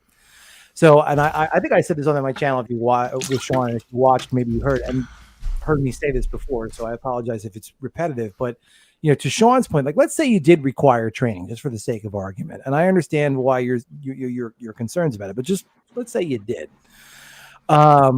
because while the guns that were acquired for a lot of these shootings, these mass shootings that we've been talking about, would not have the acquisition would not have been stopped by current gun laws. I think they would have fallen under this umbrella if there were required training. The thought I've always had is, and so I could, well, I'm not on video. I would turn my monitor if I were on video. I have an old computer set up here. My geek hobby is old computers. I have a Commodore sitting over here behind me, and I don't care what collector world or universe you're in, what hobby you're into. You start finding like-minded people, right? If you're into old computers, you find other old computer geeks. If you're into baseball cards, you find other baseball card geeks. And once you get into that community, everybody in that community meets the person who's a little off, the person who is a little too into the hobby, the person who scares you a little bit. They just are just too much into this. I don't care what it is. And obviously with guns, it's extra frightening because you got to worry about that person, because what's that person going to do with this stockpile of weaponry they've developed? And I would refer back to the Las Vegas shooting. And, Johnny, one thing I do disagree with, I mean, you seem to be sort of implying that school curriculums that highlight historic injustices are somehow responsible for school shootings. Well, let me just take a look at Stephen Paddock, who's responsible for the deadliest mass shooting in United States history. He was 64. He didn't go through that curriculum. So, I don't know that that's a one-to-one relationship either. But if he had been required to go through a training every time he bought a new firearm, what would have happened? I agree. It wouldn't have stopped him from wanting to do what he did, but he would have met a whole lot of people, more people who might have been more aware of who he was and maybe got a sense of what he was thinking about. And maybe somebody would have been tipped off before he could have done it. Yeah. There's nothing they could have done about it. I mean, if Stephen Paddock was in amongst my circle and I thought, dude, man, this guy is a little screwy. Yeah. I mean, he's got, what am I going to do? I can call the FBI and they're going to say, no probable cause for anything. We can't touch it. But don't you talk to somebody? Maybe you talk to him. Maybe you ask him, gee, like somebody gets to be close with him. Like, maybe you need some help. Have maybe somebody just because I don't know what was going through Stephen Paddock's mind. What I wonder is if he'd had a friend or something to live for, if he would have bothered doing what he did. Well, one of the things is that the Las Vegas shooting is an anomaly in almost every respect. So it's kind of hard to kind of go back to that one on preventing mass shootings because nothing he did really followed any kind of pattern of what we associate with mass shootings. He didn't seem to have any sort of like manifesto. He didn't tell anybody anything. He's a lot older than everybody else that's done this. Yeah. So it's really difficult. I mean, my point is like having those trainings just makes people aware, because like a lot of these folks, I don't care if it's Stephen Paddock or Dylan Klebold and Eric Harris and who did Columbine, or I'm sorry, I don't remember the names of some of these folks. Actually, no, I'm not sorry. I don't remember them. That's part of what I think they're looking for, especially the kids, is notoriety. And I think one thing that we could ask the media is don't give their names out when they do these things. Don't let them have that satisfaction. I think they're after that partially. You know, you disagree? You don't think that they're like they don't want? No, in fact, I went over that on my stream. My feeling about it is, and of course, again, one thing that's really important to always remember is, no matter what you come up with, it's never going to fit every one of these shootings. There's always going to be an anomaly. But mostly, I think that these people are trying to just take out revenge on society and trying to impart emotional trauma into those around them as a way of getting even for whatever thing that is bothering them. Right. I don't think they're in it for personal notoriety. Well, no. I mean, yeah, I do think that there is an element of that with some of the kids, not the older people, not Stephen Paddock.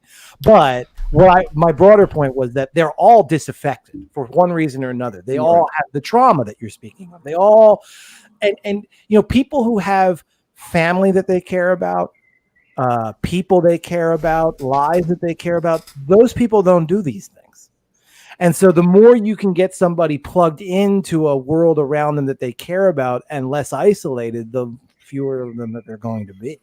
I would just reason, And so therefore, I think that the training could really act, if nothing else, as like if let's say you have somebody who's given to being a loner, who becomes obsessed with collecting firearms and maybe is inclined, has some grievances, and is the sort of person who could snap one day and go and fire. And maybe they're like, the video that Sean, I think, was referring to when he was talking about gun culture. There's a very clever gentleman, I'm sorry, I don't know his name, who talked about a lot of people will say, well, that kid should have been disciplined more.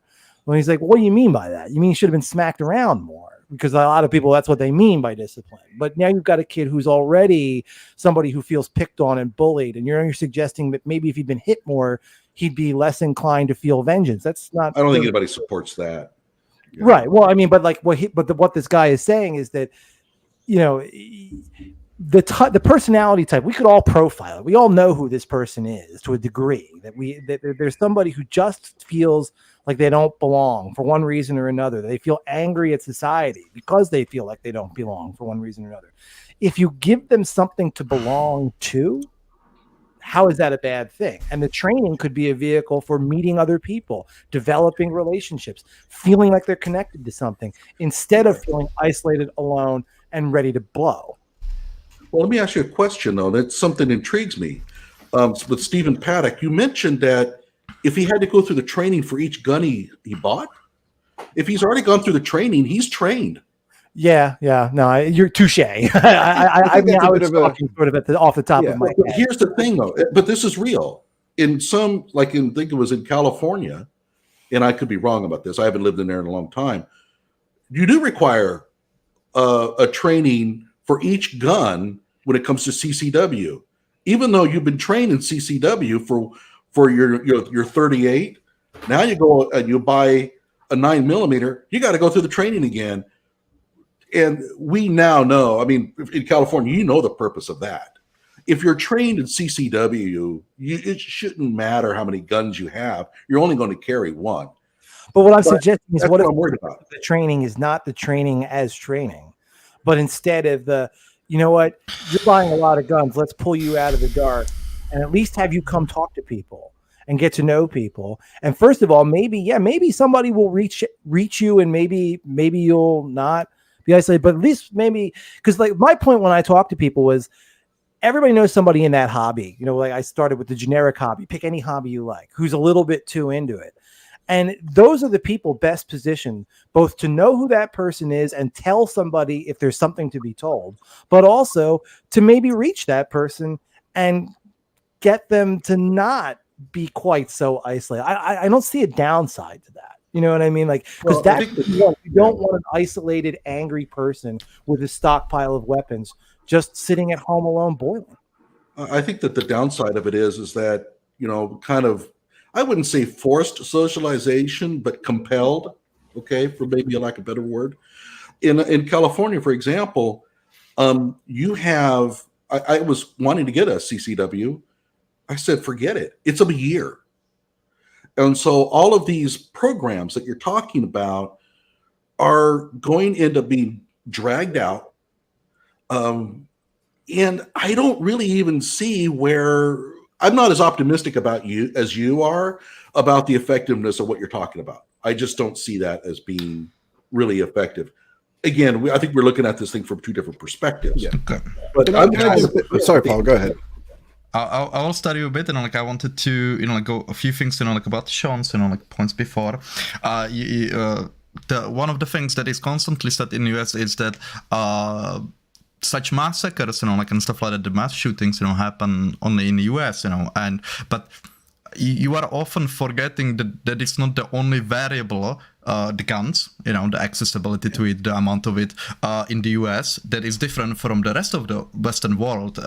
You are also the only developed country in the world that doesn't have a universal healthcare. You know what I mean? And that goes with mental health care as well. So that is a big part of it too. So, which I find it what is the issue is that, as I said before, the gun owners don't trust you, and especially if people go only after guns, and like they don't talk, like also in association with dudes, like we should probably do something about healthcare, and stuff like that, basically, because in the end, guys, you might not like it because this is basically used as a propaganda. The only thing to stop a bad guy with a gun is a good guy with a gun. That's basically true for the most part. The issue is that what you want to achieve is that the bad guy, that you filter those bad guys out, like so they don't have the guns in the first place, because like that, like it's an active solution, and you won't change like anything. So I would like to study maybe a bit this direction now. Yeah, I was reading about this because we talk about mental health. And we talk about identifying those people. I think kind of dovetailing what I was saying and talking about sort of the mental health aspect of things.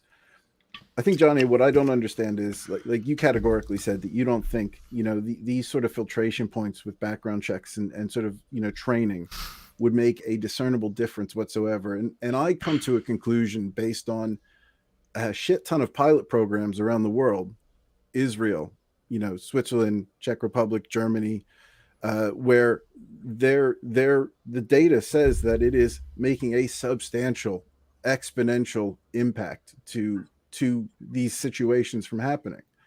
And I think from my perspective, it's understanding why you don't see that as even possible. And even linking in mental health. I mean, I did some reading on mental health and guns, and I read a few psychiatric papers. And people that are violent, and people that aren't violent are not violent. And mental health sort of falls under that same spectrum. Because you have a mental illness doesn't mean you're violent. If you are a violent person, you're a violent person. And a lot of people in the psychiatric community don't see that making a discernible difference in the amount of homicides or the amount of deaths that are caused by guns in the US. And I think that's a debatable point. We can say that people that commit mass shootings, there's something wrong with them, but they wouldn't necessarily be diagnosed or picked up on the spectrums that currently they would be picked up on. But just kind of doubling back, Johnny, I'm really curious as to why you think that they wouldn't make any difference. I'm not asking because I'm criticizing. I just genuinely don't understand when we have a lot of data out there that says it would. Well, again, the data, you mentioned it, other countries. And we have to look at the situation we have in this country. We already have the 400 million guns. They're already in the hands of bad people. I mean, that's the situation we're living in. Furthermore, any type of attempt to turn off the supply will be thwarted because we do live on the border of a third world country that will happily supply as many guns as we want. All you need is the demand. And of course, the demand's is not there right now. So when did I say turn off the supply, though? I just want to go back. I never said turn off the supply. Well, okay. Okay. So let's concentrate on the mental health counseling part, I guess is what you're asking me to do. Well, no. It was a twofold thing because I don't understand I got confused. Okay. I was trying to do a nice little dovetail for Paul so that we're going to the subject that he's trying to usher us towards, which I'm on board with. I want to talk about that. So I'm trying to be a good for our facilitator here. Before we move on to that, I want to understand how you can categorically say that having people go through training programs and background checks, and the stuff that is categorically successful in every other country in the world. What's your decision point for making that? I think you're saying that there's bad guys with guns, therefore we shouldn't try to make sure more people who get guns aren't able to handle those or aren't going to do bad shit with it.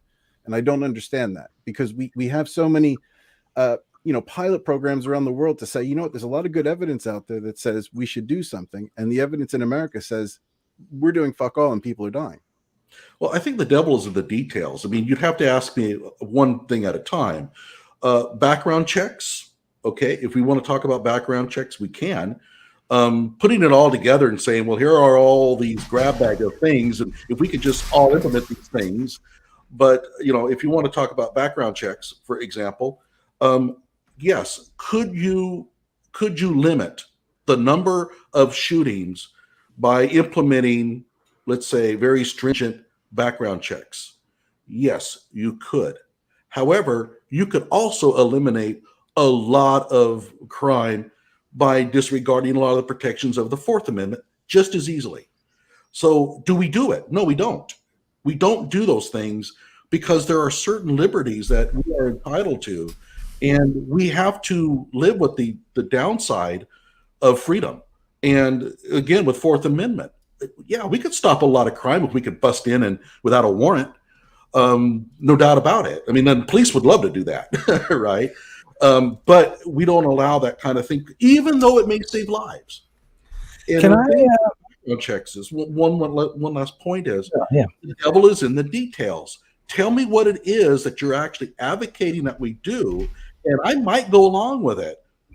But I also might find things in there that say, wait, this is a violation of fundamental rights.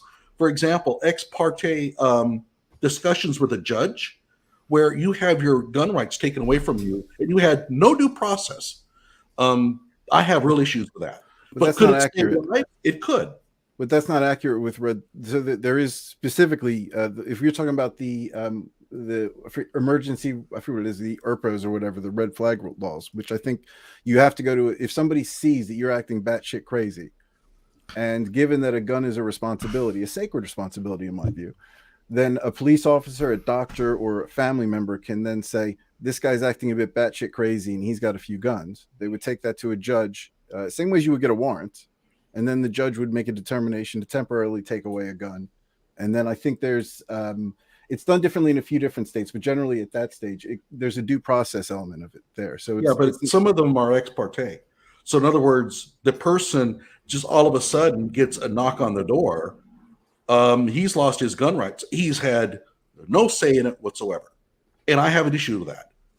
And so if you want to drag up the person up to the judge, where that person can explain his side of things, and the judge still decides, no, we're going to have to take the guns from you, I have less objection to that. But again, the devil's in the details. We say background checks. What does that mean? And those could violate fundamental rights or not. And I want to find out what it is that's being proposed before I say whether it's good or bad. That's fair. May I give you, how it works here, with red flag laws, and maybe it would be compromised. I don't know if you would be okay with it. That is up to you to decide. Let's say a neighbor, or somebody like that, spots, his neighbor, doing something that he should not be doing, going crazy or whatever. He goes to, a civilian, for example, goes to the police, reports it, and then they make their decision, should we act, should we not?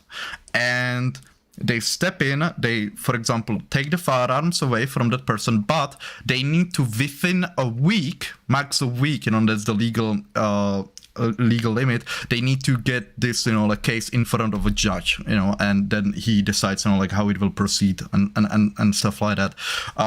Because, I bet that the red flag laws, if you would have to get, sometimes, would be a problem that if you have someone who is truly going mental, that like it could take a while before like this person can appear in front of a judge, simply put, because as well every country's like civilized country, like your judicial system is rather overwhelmed, like it's the same here. But with these like laws, we have specifically for this we have 1 week, and that is a work day set, so 5 work days like that needs to be handled, or like the person gets his guns back. Like Johnnie, like I know that you are a big fan of due process, like would you be okay with this compromise, or is it pushing too much?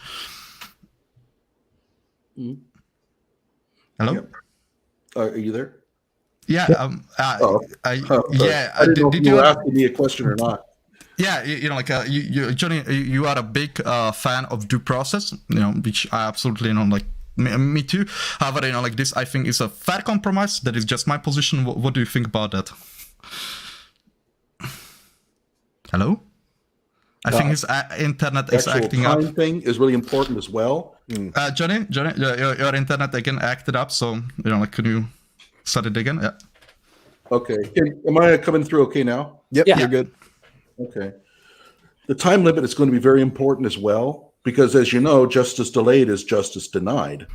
And this idea, and if you're going to take away my fundamental rights, I'd better be able to respond in relatively soon.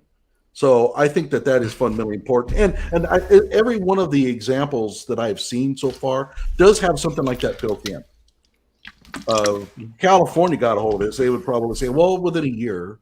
That's the way that state operates. But yeah, I think that's important. Again, it's all about making sure that people's fundamental rights are protected. The Fourth Amendment already has the ability to have a warrant deal. The Second Amendment doesn't. So if you're going to implement some sort of warrant-like thing where you go to a judge, you have to bend over backwards to safeguard the liberties of that person. So I just want to make sure that that's protected. Right. I think that's fairly reasonable, in terms of like, I'm not a big fan. I think I said this, I don't know if you watched when Sean and I's more recent conversation, but he had brought your video, Johnnie, to my attention. And I agree, basically. I'm a big fan of due process too, right? You know what I mean? Like if you have a right to it, you have a right to it, right? And the idea of someone calling up and snitching on you, frankly, even makes me a little uncomfortable. I mean, whether you're right or left. I mean, like I'm obviously left of center, and on the left, it's practically mythology about the McCarthy era, McCarthyism period, and people saying, "Oh, so and so is a communist," and like people having their ability to work taken away from them over supposed political opinions they may or may not have held, and it was all based on someone's hearsay. Says, "Oh, I saw so and so at a meeting," or whatever, right? I think that kind of thing is bad for democracy in a big way, no matter who it is, and what you're talking about. But having said that, I do think that, if you could somehow make it a week turnaround, like if every state had, or every jurisdiction, not just state, but jurisdiction had a dedicated, like, okay, this is what this judge does. That's all he does is like adjudicate these things to make sure that they go faster. Maybe that would work. I have a question in general, because, as we're talking about this, it occurs to me that, Sean's introduced the broader problem of homicides and gun homicides, and it is a problem in this country. And yet we've also, I think, spent a lot of time, as I've already noted, on mass shootings, and those really tend to be of two different characters, especially with respect to the shooters. The shooters of mass homicides, more often than not, tend to have gotten their guns through legal methods. Whereas the people who we're talking about, like homicide, just your average day in Philadelphia kind of thing that John was talking about, as often as not, much more often than not, those guns were not procured legally in the first place. So you could sit around and talk about every gun control, mechanism that you want. They weren't legally required in point A. So my question for Johnnie, and I'm just curious about this, because this is the only new gun control law that I really have any interest in. And it's one that I thought of myself some time ago. And it has to do with that Philadelphia situation, or New York, Chicago, any of these big cities where there is a lot of illegal guns on the street, and the various methods that are taken to get them. Sometimes they come from, maybe they're smuggled in through Mexico or something like that. But as often as not, I'm sure you've heard there's straw purchases of one form or another. I would be very interested in a gun control law that said, like, if you could be proven to have sold your gun illegally, through not the proper methods, because there's only one reason to buy a gun illegally, not at a gun shop, not at a licensed dealer or a show or someplace like that. The only one reason to acquire a gun under the radar, and that's to use it for something under the radar. And that can't be legal.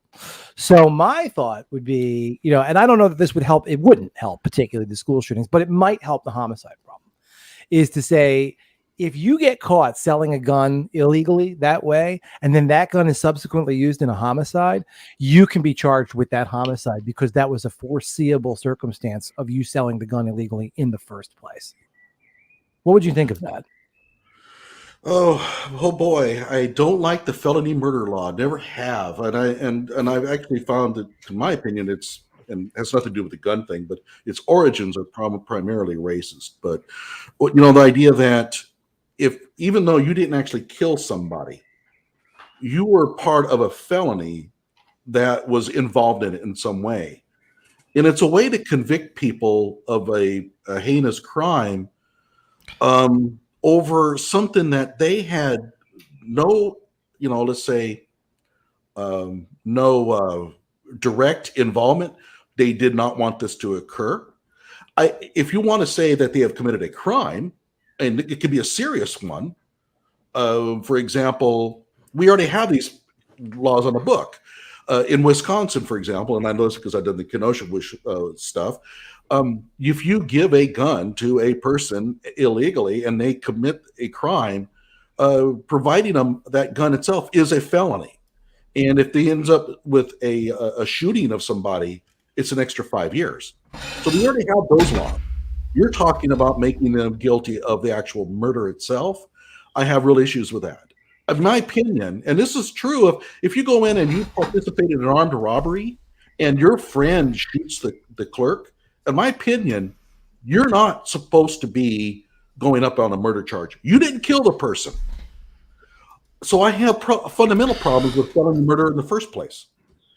But to say that you're guilty of murder when you didn't actually kill the person, and you had no interest in having that person die, and you didn't want it to happen. Well, I think that's severe.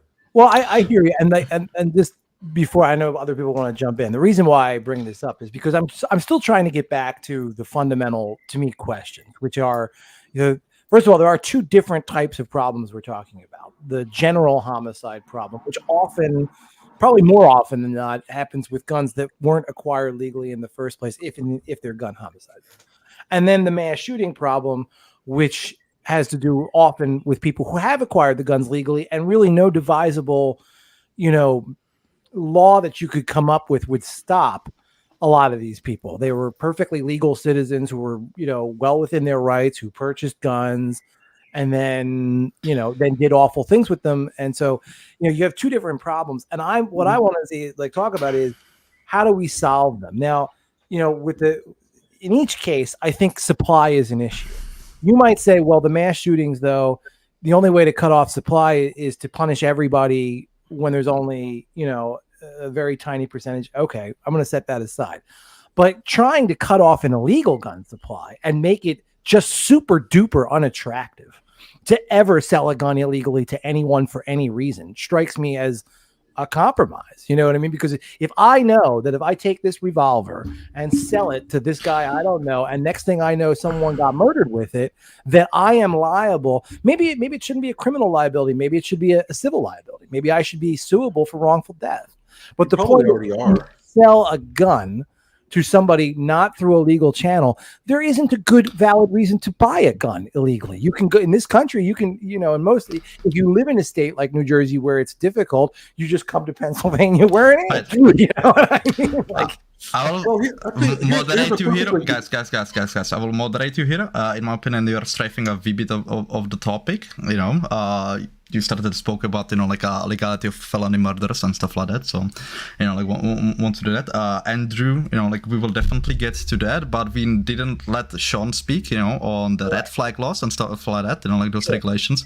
And I would like to suggest, if that's okay with you, from after Sean is done talking, let's say 10-minute break. I will let a video play from pro-gun and anti-gun discussion, between people that is rather illuminating, like in my opinion. So, Sean, like if you could, or I don't know how guys you are with time. We didn't talk, like about that. I was going to say, please feel free. This is a very interesting discussion, and I think it's useful. And I see we're getting some comments even. So please continue. Yeah, His I would Father's like to Day, also though, respond to those. Yeah.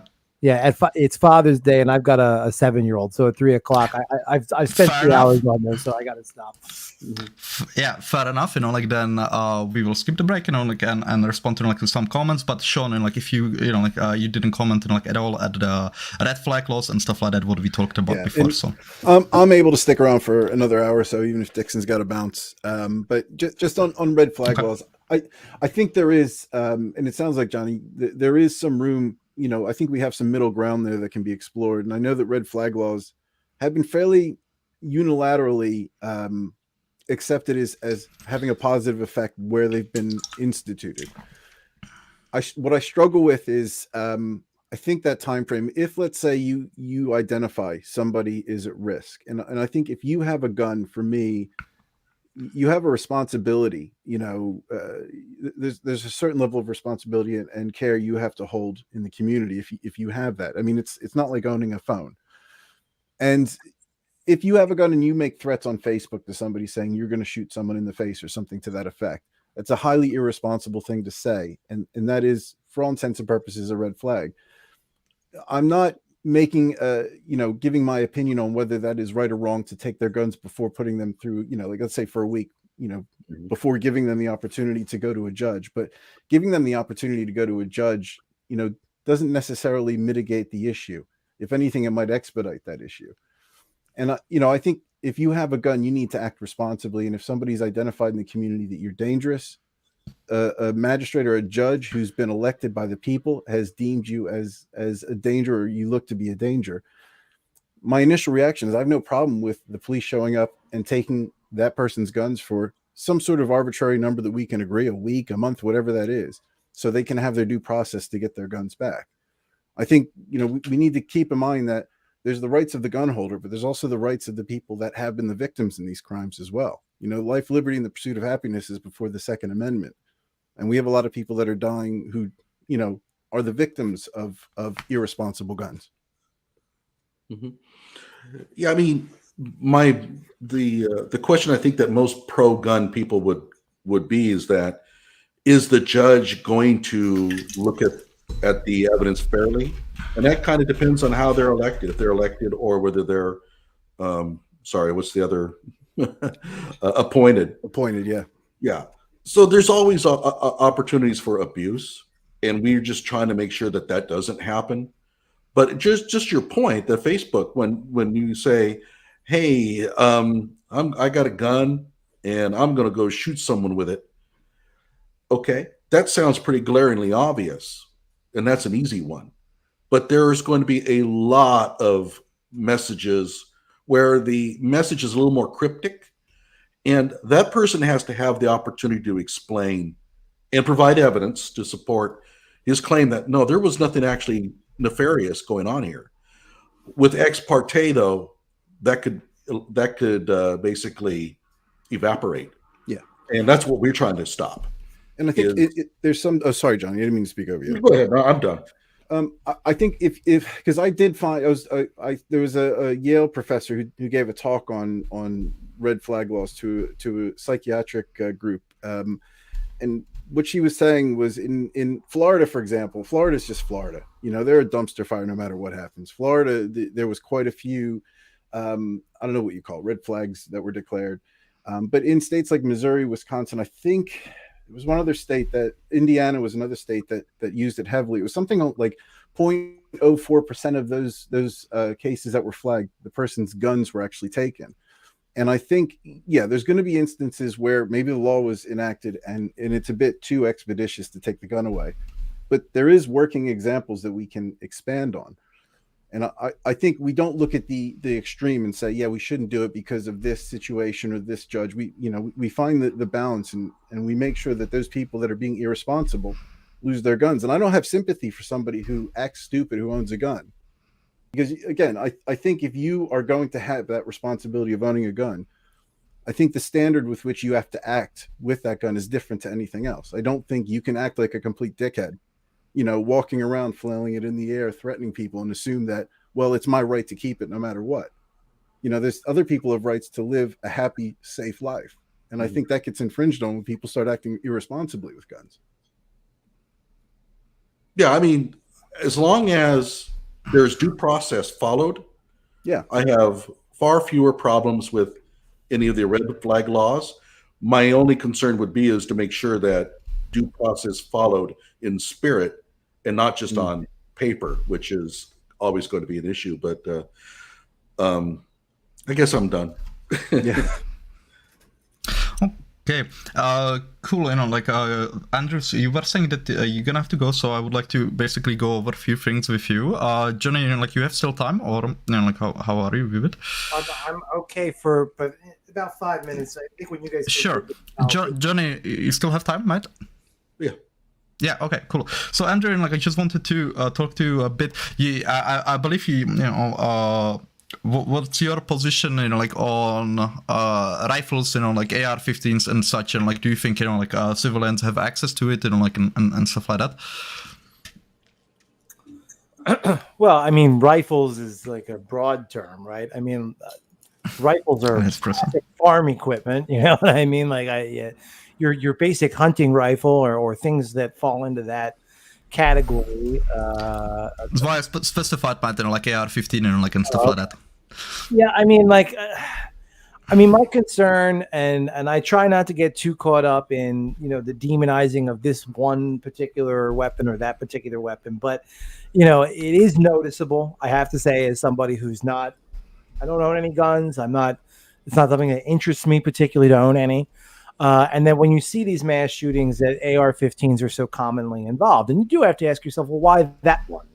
What is it about it that's attractive? And it's probably, I understand that lots and lots and lots of people own AR-15s, but you don't hear about mass shootings commonly with a lot of other types of rifles. So, and I've read about it, and one of the things you read is that the way that an AR-15 is constructed, that it is easy enough with some simple modifications to turn it from semi to full automatic. That may be true of other guns as well. I don't know, but but because of that, and because of its, I don't want to take one particular gun and say this is the one that if we got rid of this one, then everything would be fine. That's clearly not the case. What I'm concerned about is and that's why I think the magazine thing is more of an issue to me. Like any weapon, any ability to fire, that many rounds in that short of a time. Anybody who's decided to go be a mass shooter, they are obviously nobody walks around, as Johnny said, as Sean said. I mean, even here in the United States, where perhaps it's more common to have these things happen than elsewhere in the world. I don't really expect when I go to the mall, to the show, to the supermarket, to wherever, that's going to happen. I'm not prepared for it. So anytime that this happens, the shooter's got the jump. And the more, the fact that he's got the jump means he's going to be able to fire a certain number of rounds, even if I'm packing. And I think of myself as Rambo and ready. I don't know. They're going to have the jump. They're going to be able to fire. And the more rounds they can fire before something else can stop them happen, the worse it is. So I'm interested in seeing, laws that, and that's my concern. The big thing is, I think I said this on my channel, and this is where I'll stop. I even understand, to me, if I were a private gun owner who wanted to have the fun and good time of shooting an AR-15 because I like to target shoot with them, what is wrong with keeping them at the firing range, where the only real place I can keep them or use them? You know what I mean? Keep them there. And then if you don't have them there, like then you don't need them to defend yourself. You don't need them to hunt. They're not for defense. They're not for hunt. They're for assault. That's what they're for. And if you want to play assault on the firing range, go right ahead. I don't care. I do care when it's in a school. Right. Yeah. By the way, the AR-15 is probably the ideal weapon for hog hunting. Yeah, he cut out again, but like in Did you guys hear me? I think Yeah. No, No. it was Dixon that cut up. on my screen it was Johnnie Walker Dread who cut out. So yeah. Yeah. Okay, so let me just say it again. The AR-15 is actually an ideal hog hunting rifle. It's by far the most favored, because the things are fast. It's like you use a bolt action.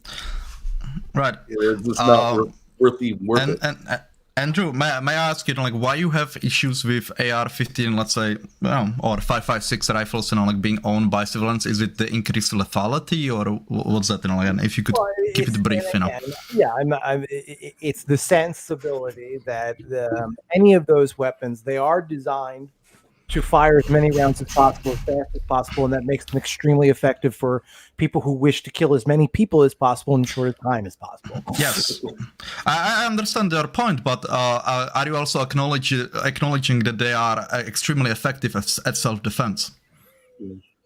Well, I mean, I guess if I were being attacked by the Czech army, I would agree, but I'm very unlikely to be attacked by more than... Might. No. Watch out. You are absolutely right. Like the for example, the impact from 5.56 or 223 Remington, like is quite devastating when you compare it with 9mm, like pistol round, or 45, for example. That is its purpose, but you are, you simply, and I will here go on a limb. I will go on a limb, and I don't think you have much experiences with, like self-defense, like situations, like that you, like haven't been, for example, in a gunfight, haven't been, like attacked, like in the stabbed and stuff like that, Is that, like accurate? No, I mean, okay. And I don't mean, by the way, that I'm just saying, like, it's authority. But if I give you an example, for example, just one example, where there was a shootout between a police officer and a suspect. The man was shot 14 times. 8 of the times, those were lethal wounds, and he was still coming at the police officer, still shooting, still running around. The police officer had a 9mm handgun. I'm saying if he would have AR-15 then and there with him, he would put 2 to his chest, and that man would have been done. And I'm sorry, that is precisely what I want from a defensive firearm.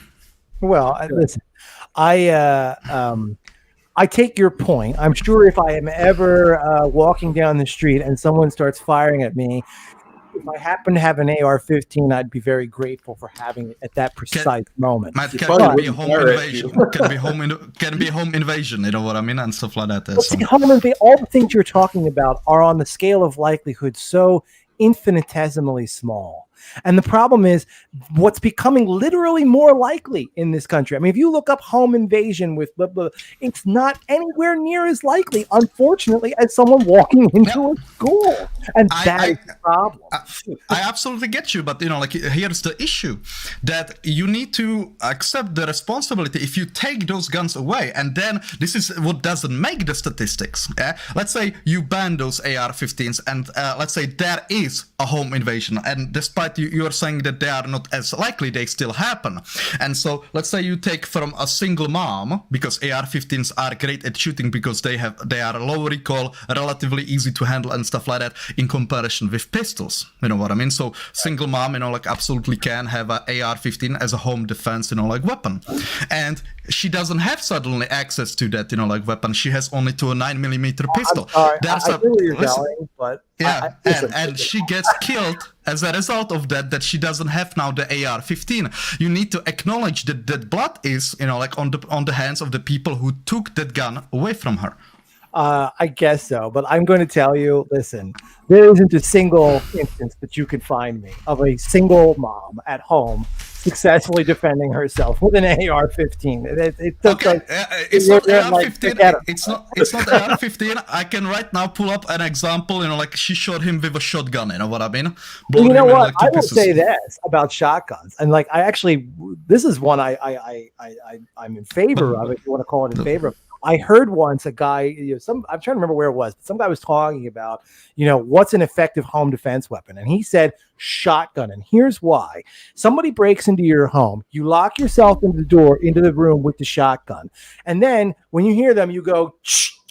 Everybody knows what that sound means. Only one thing makes it. And you tell them, I just cocked my shotgun, take another step, and you're gone. And that's it. You know what I mean? Like they know what you're holding. Right. Yeah, except that if they're armed, you have now warned them to open fire, essentially. But here's one point I would like to make on this. Yeah. The full automatic, we got rid of them. I would much rather have an AR-15 on full auto if I'm facing somebody. It's really hard to aim them things. You fire, the gun comes up and you're just spraying everywhere. And we saw it in LA when we had all this drive-by shootings with the MAC-10s and stuff. There were bullets everywhere and almost nobody dying. Now with the AR-15 with select fire, and there's a reason why soldiers use select fire. They almost never use full auto. They use select fire because it allows them to bring the rifle back down to aim again. I say weld all of these AR-15s at full auto and we're good. I'm joking. Man, all right, I'm going to have to go, gentlemen. It's been a pleasure, though. I appreciate it. And, I do think, I will say just one final thought before I leave. And Paul, you've made this point, and you're right, that the problem is that there isn't enough trust between people like, I suppose, myself, who are suspicious of the need for certain kinds of guns for the individual and the gun community in general, which is why, by the way, I do think that Sean's idea of the training and like the idea, because what I want is people who are legal, happy gun owners who enjoy their guns. They're the ones who need to, to me, it's almost like the burden is on you guys because it's one of your own who will walk into a school in the sense that they're going to be somebody who bought the gun legally, maybe showed up at a gun show, maybe hung out with you one time because they like guns. And then they show up at a school and they do this. I'll never meet them. You're right, because I'm not going to hang out at those places. I'll never know them to flag them. I'll never know them to say, gee, there's something wrong with this guy.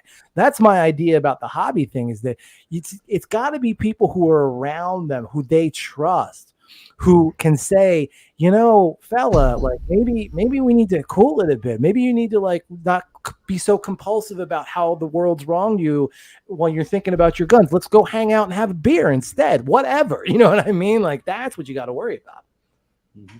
By the way, one final comment as you're departing, keep an eye out for the Crystal Kaiser case coming up. I don't know if you're familiar with it, but her boyfriend gave her a gun.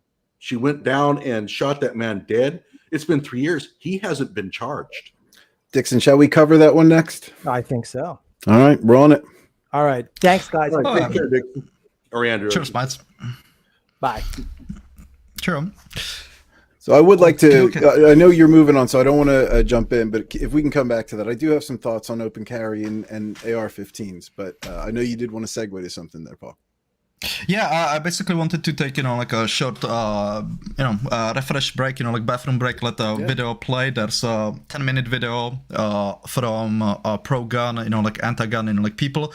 And I would say that it's rather, like illustrating, of, because I don't know, like Sean and you can you tell me, like Dixon, like are you guys, like gun owners? No, Dixon and I are not gun owners. And actually, for all intents and purposes, I think guns are pretty damn cool. Of course, they're cool. They look awesome. I love mechanical things.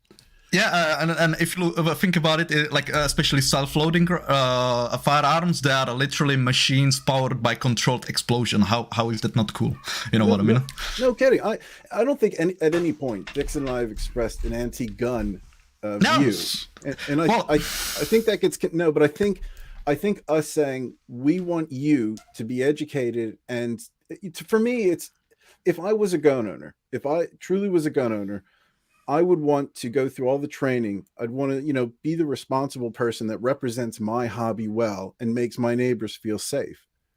and Right. and I don't understand like that for me is the direction I would go. I do like guns, and I've gone clay shooting. Not that that means anything, and there's people here that are going to give me shit saying he doesn't know what the fuck he's talking about. Fair enough, but I understand guns are very cool. Yeah, we can like talk, are you guys, both of you, are you okay with the 10-minute break? Also the Yeah. audience, we can get back to that. Yeah. Okay, guys. So Oh, let Paul, play. one thing is that we do also have a lot of people who've been making comments. At some point, we probably should look through those. Yeah, I already was going through a few guys. If you could like repeat some questions in like our points, definitely do that. Because there's quite a lot of comments. Thank you for that. And I apologize. if you have It's something hard- that you already posted that you really think is great, go ahead and post it again. Yeah, You're not trying to precisely. ignore you. Because like so you understand, I'm alone, like on moderating or at least keeping track of the comments basically, and I also need to keep track of what is said, and it is quite nuanced, like discussion. So yeah, it's rather difficult to keep everything in mind there. So definitely post it again. So guys, like let's say 10 minutes. Yeah, I'll let the video play. So we will be back in a bit.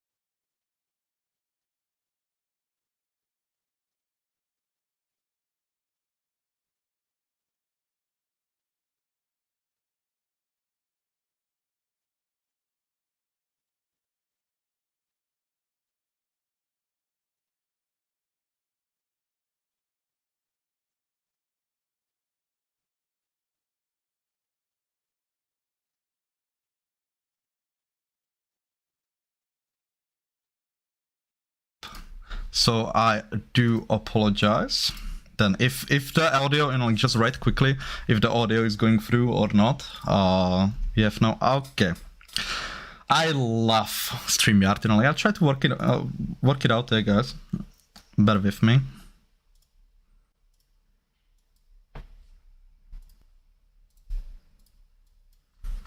So.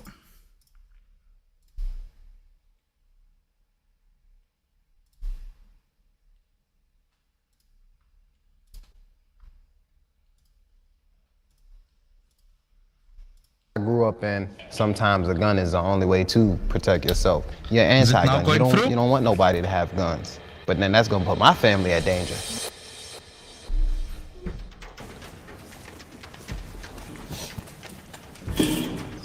The pool to the left, I'm gonna have all my pro-gun people go stand on the edge of that light, and all my anti-gun people on the other side. Cool. I'll leave it as it's there.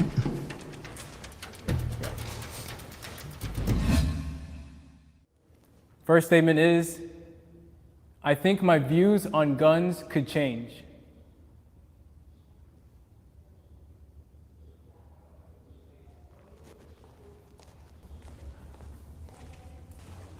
Oh, I feel like anyone's views can change on things, so I'm kind of surprised that nobody felt like it could change at all. I don't think that I could change completely to like the other side, but I would definitely be open to like looking at it from a different perspective.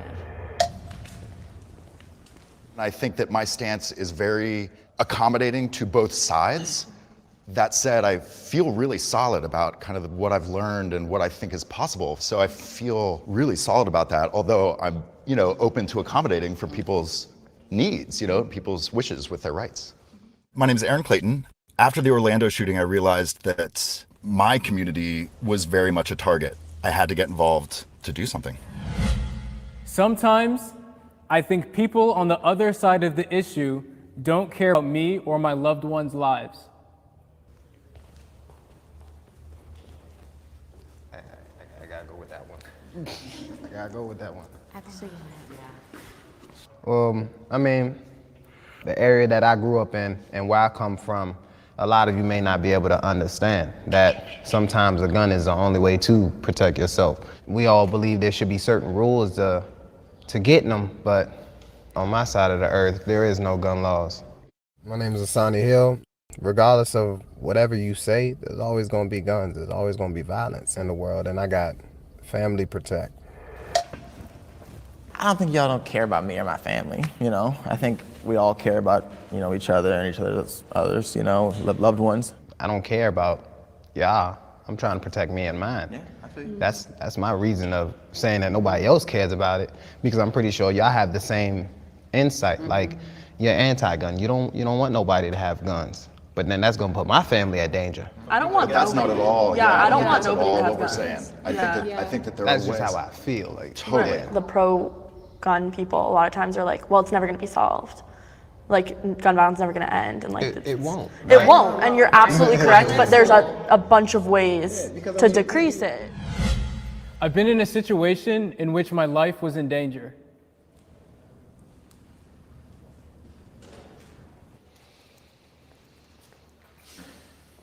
I grew up in St. Louis, so we'd go downtown where there's a huge amount of violence. We're at Home Depot, and there's guys starting to gather around my dad's truck, and I'm in it alone. I'm 14 years old. And literally I had to pull my dad's gun out while I'm shaking, and literally just set it on my lap. And to show that, it ended up potentially violent, potentially robbery, you know? I don't think people automatically are born like, I'm pro-gun.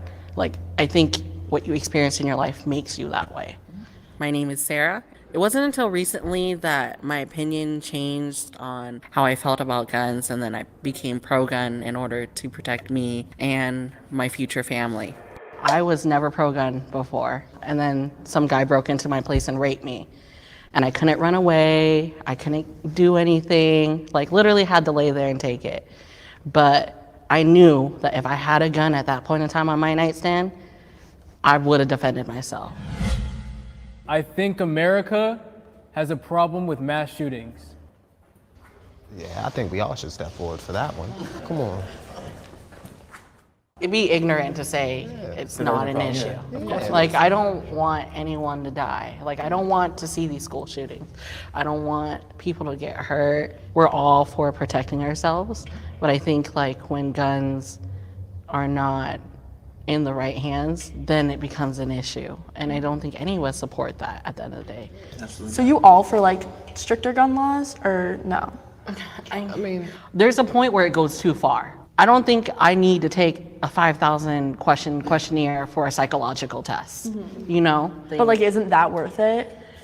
And like, I'm not saying that that's necessarily what we would definitely do or whatever, but like a 5,000 questionnaire or like people's lives. But sometimes like, wouldn't you rather? Would you be willing to go through the same process to get an automobile? Training, licensing, Yeah. classes, Yeah. a renewable license. Yeah, but not a psychological test. I think it doesn't have to be so extensive, what you're saying, but it's sad how someone can come into a gun show and have a lot of money, buy whatever they want, show maybe a little card or something, and get like maybe 20 guns. And no one's asking you just because you have money. A simple background check can just do a lot for people. But I also think that a lot of people, like, because they don't want to have the conversation about gun violence, and they switch over and say like, oh, it's mental illness, and like that needs to be talked about too. But gun violence is a separate issue that also like really needs to be talked about. If my life was in danger, I would kill. Oh, hell yeah. Can I walk faster? No, I literally don't think I would have like it in. I don't know if I would have Nobody has it in them until the moment comes. Yeah. Like literally fear doesn't even become a thing anymore. Yeah. Like it disappears and it's like fight or flight. Yeah. Like, and you either freeze and die or you make it. Yeah. And at the end of the day, I'm gonna make it. Some people don't got it in them. You can always just, shoot them in a place where they won't be able to move. Yeah. Well, that's what some people think, but when I went to I did my carry and conceal class, they said if you're trying to shoot them in the leg, you have enough time to get away or to realize you're not in danger. Your life isn't in danger, you know? And so they said, if you're pulling that gun out and you're shooting somebody, you're shooting to kill. I guess I don't understand. I understand fighting for your life. That's why I came to the center, for sure. But like all this talk about like how to protect ourselves, how to be in these situations, blah, blah, blah. It's like, again, we're just increasing guns. And I want to bring us back to like, how can we combat this from the other end? I don't want to carry guns. I don't want to have guns in my club. I don't want to.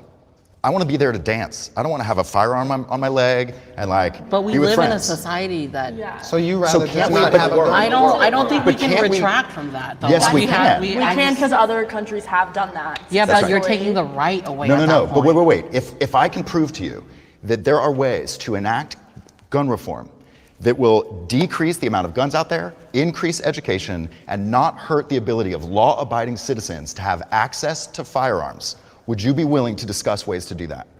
Yeah, like I said, I'm all for education, but I don't think like at the end of the day, like if someone's trying to kill me, I'm gonna kill them.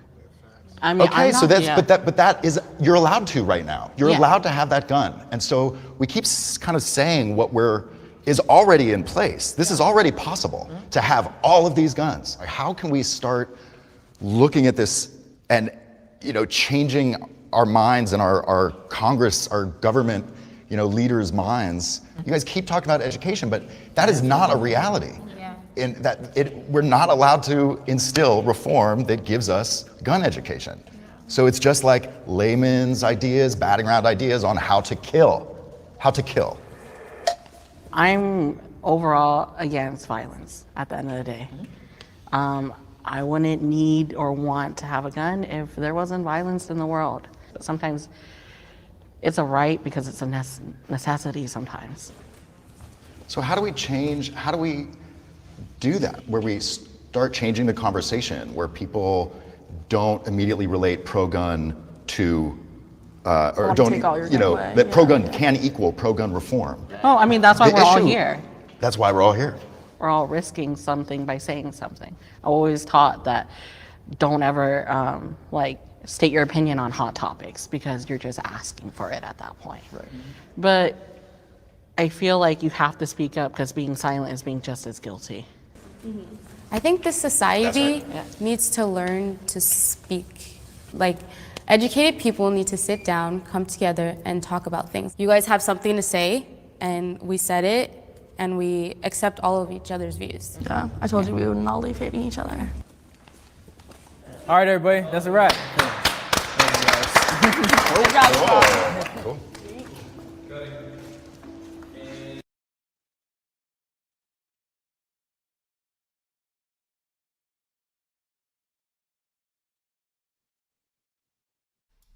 So, cheers. Give me a second. I don't like to just have a visitor.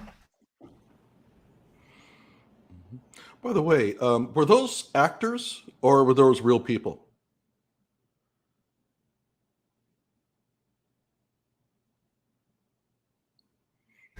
Give me a second.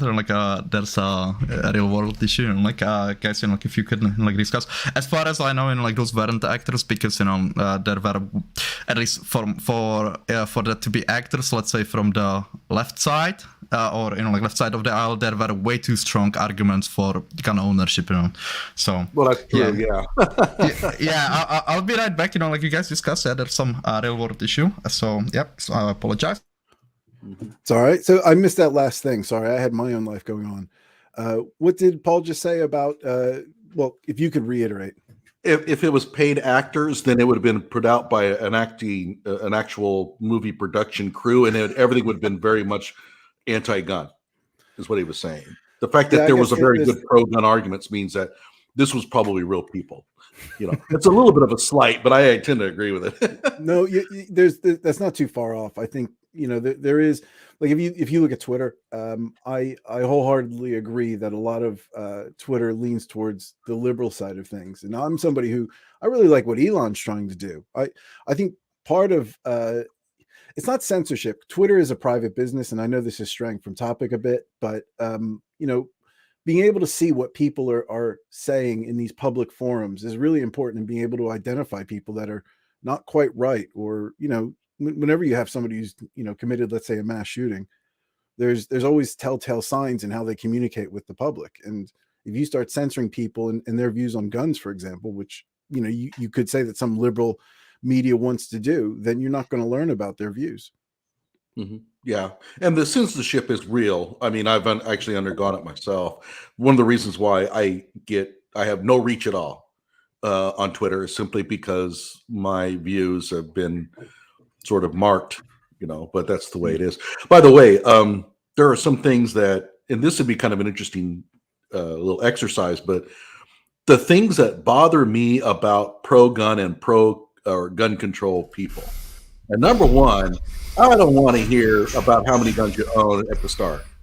I'm a gun owner, and I believe, well, okay, then I'm going to ignore you, because if you're opening them with that, what are you trying to tell me? So that's something that's a pet peeve of mine.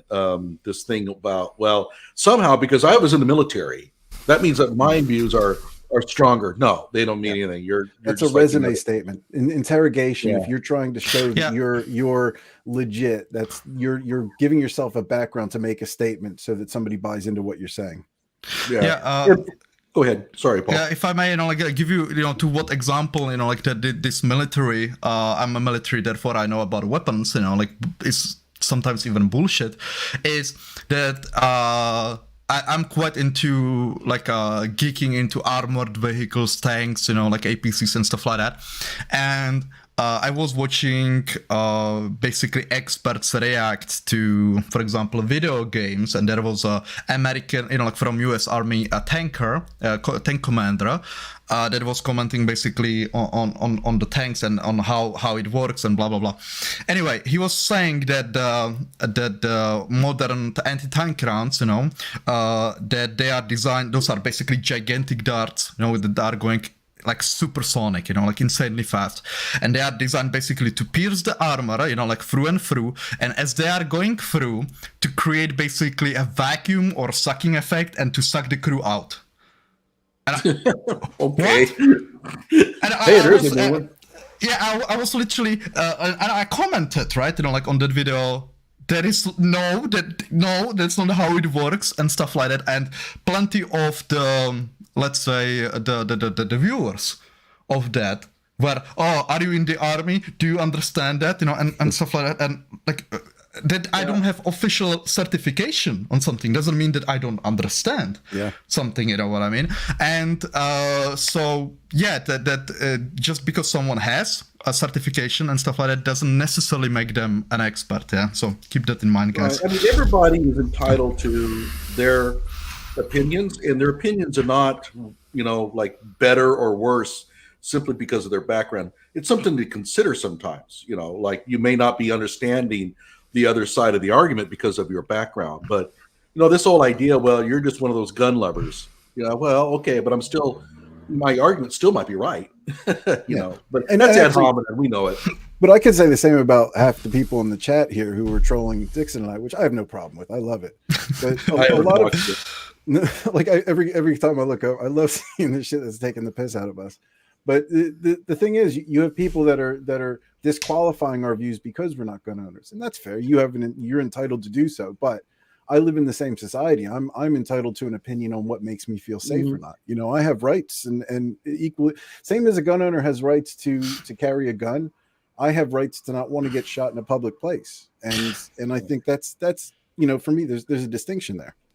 And by the way, there's another phony out there, and that is not the person who's claims to be an expert military gun owner kind of thing, but also the surgeons that come through and tell us about how many people they have treated with AR-15 wounds and stuff. Give me a break. The number of people that go through a hospital with AR-15 wounds is really tiny. They're used in mass murders quite a bit, but in terms of actual everyday shootings, almost never. But every time we have one, everybody's an expert surgeon who can tell them what he's seen. It's like, yeah, okay, sure. If I may, just before we go into the comments and stuff, two things, guys. First, Sean, you are absolutely right. You basically have the right, for that opinion to not be shot in the face. However, Dixon was sometimes making, basically arguments, on stuff, how firefights work or how weapons work that are not based in reality. You know what I mean? So that is, somewhere where I believe, like the audience was rightfully calling him out, like on that.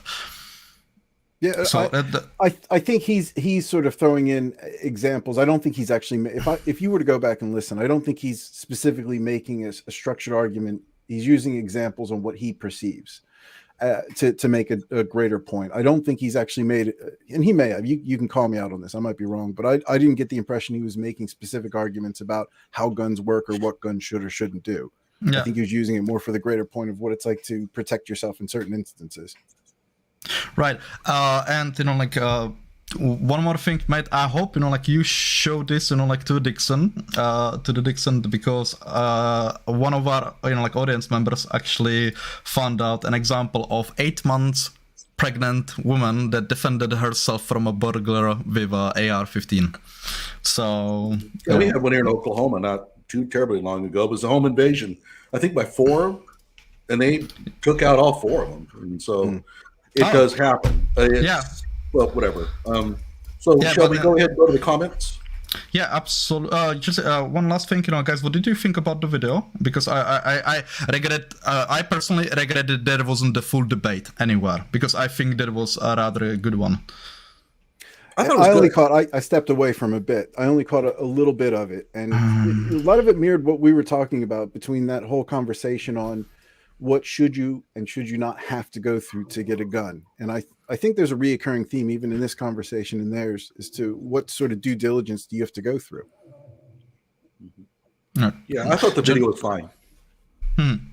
Okay, so going to the comments, by the way, guys, if you have any comments that you, for example, maybe you don't know where they are, if you've seen any, both of you, if you want to bring anything up, absolutely do that, And by the way, let's avoid any comments that are disparaging. We don't need that crap. I mean, I don't mind if they do it. I mean, it's a free country, it's a comment section, but let's not address anything where it's, disparaging people. I don't have any use for it. They're just jealous. It's just jealousy, Johnny. That's all it is. They hear us articulating, and they just wish they could be up here. Anyway, this is a great comment. Statistics don't lie. People will lie their ass off with statistics, and that is absolutely true. One of the things I wanted to, Sean, to basically go into a bit, is the statistic, with gun homicides, and how that in US, how that those numbers, the statistic, the very basis of it is very imperfect. And that is that, first of all, you are absolutely leading the world, in gun homicides. That is undeniable. However, you are not that bad when it comes to the homicides in some such matter.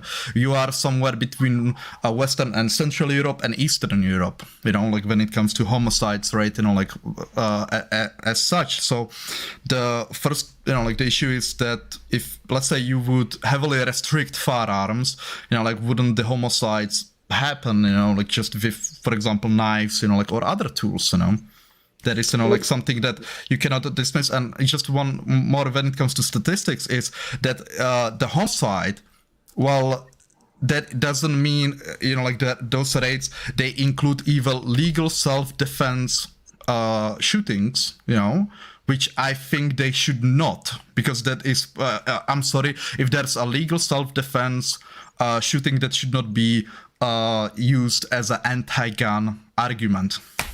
Okay. I would like to approach this thing in the more broader sense of just talking about statistics rather than any particular instance.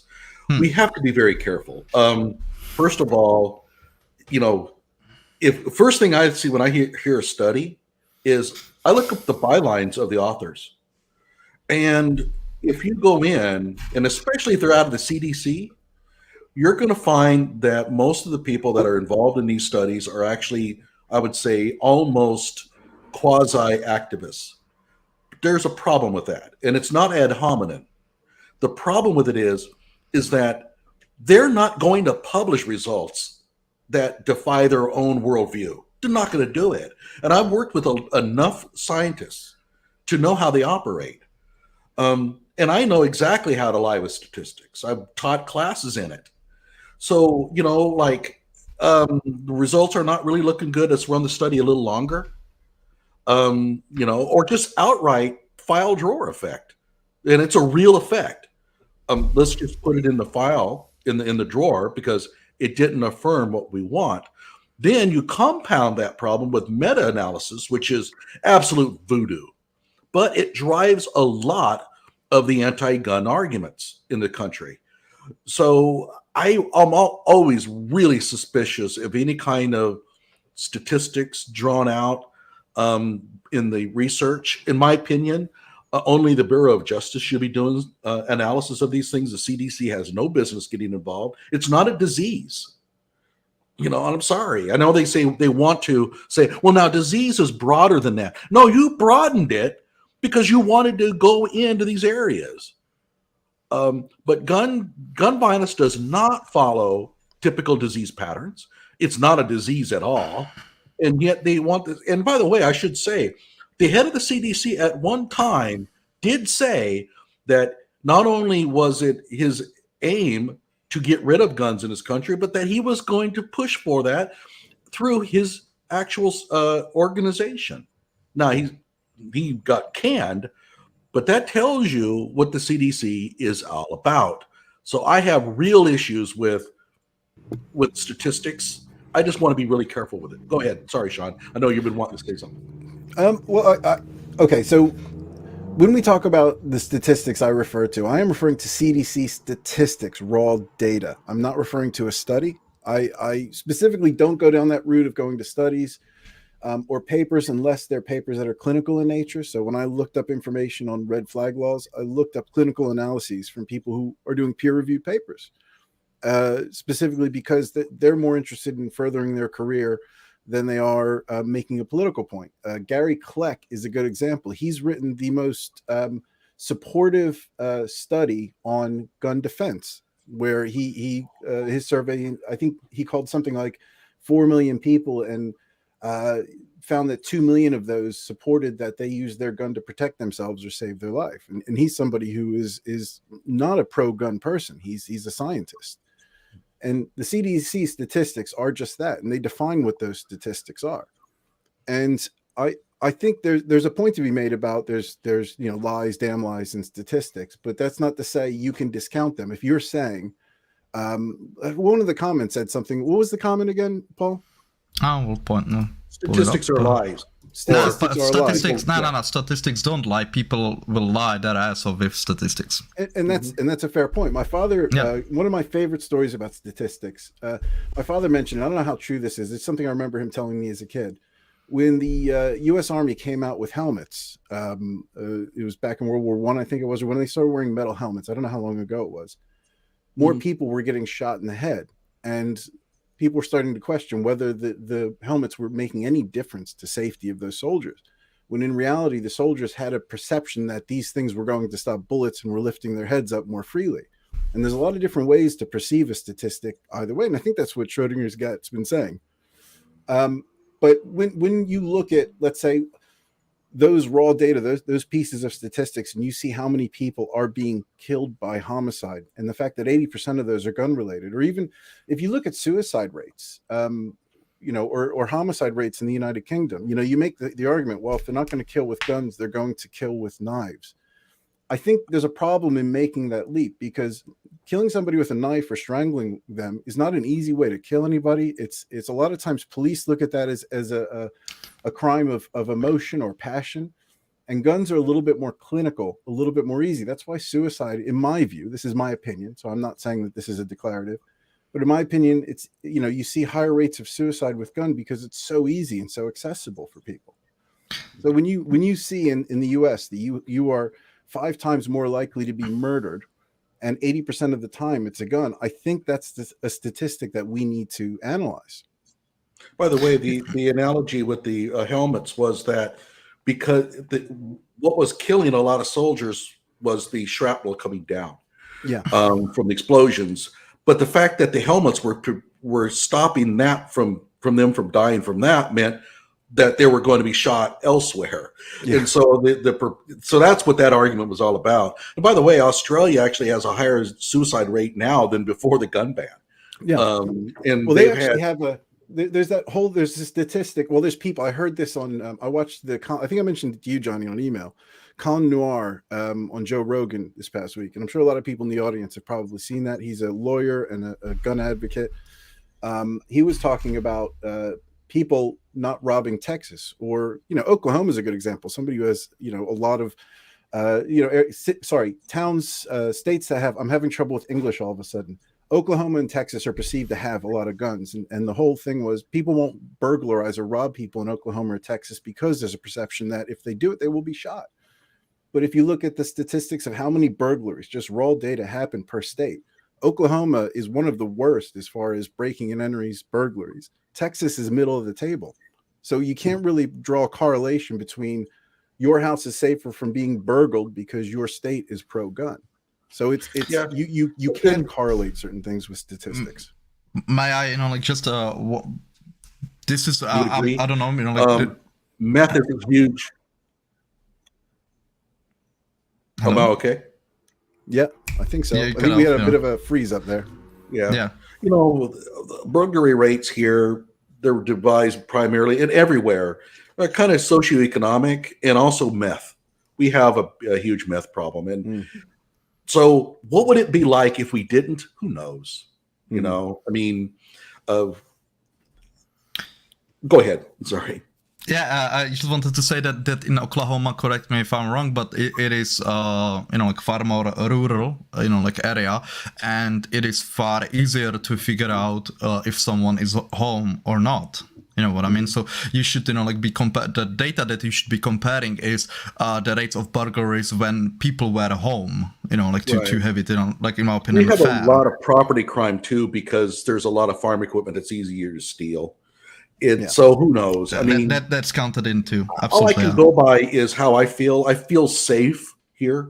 That's all I can do. Yeah, and I think you are. I just think, from my point of view, whenever you see people making a sort of a causal relationship between the perception of guns and safety in your home, I don't know that you can make that leap with the data that we have, with the statistics. So it's for me, safety, and I think Oklahoma is somewhere that I would go, and even with all the guns and what I've discussed, my dissatisfaction with the gun laws, I still feel like I'd be relatively safe.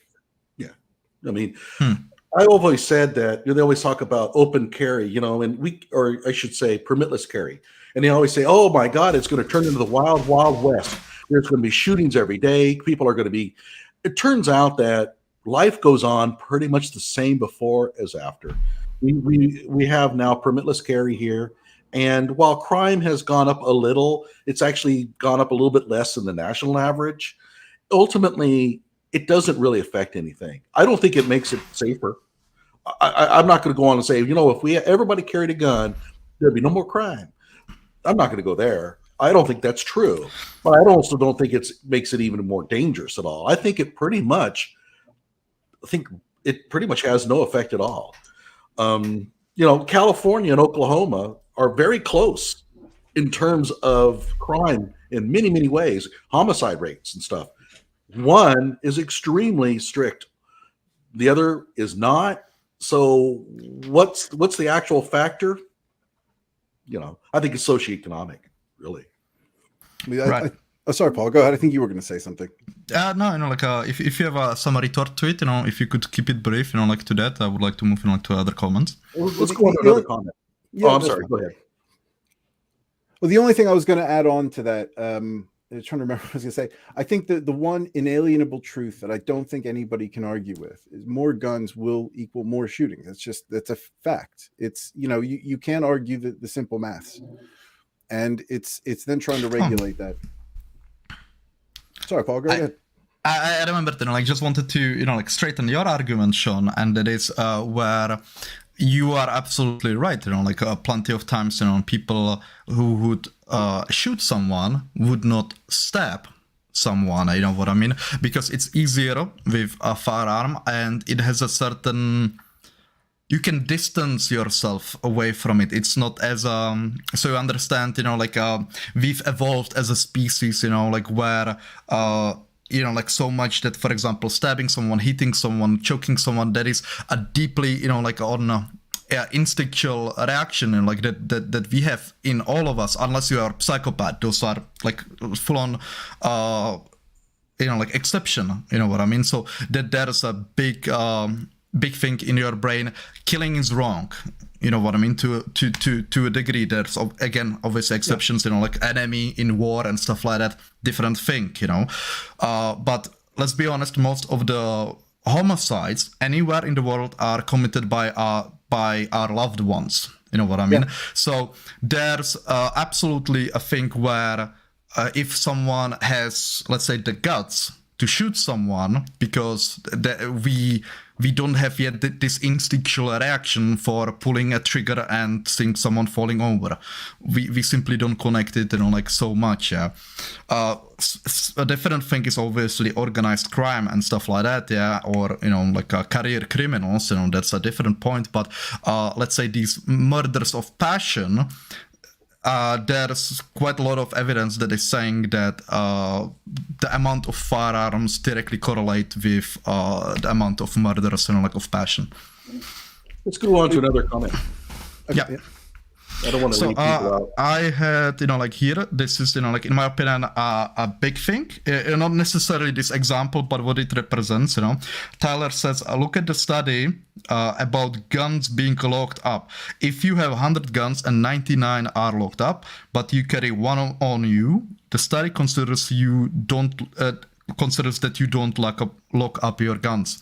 I don't know if the study is true and stuff like that, but the example of it is that what I see constantly is that plenty of people that are having discussions, debates, whatever, or drive discussions, you know, like on one side, you know, I see it mostly on the left, to be honest, are using these studies and other things and statistics not in good faith.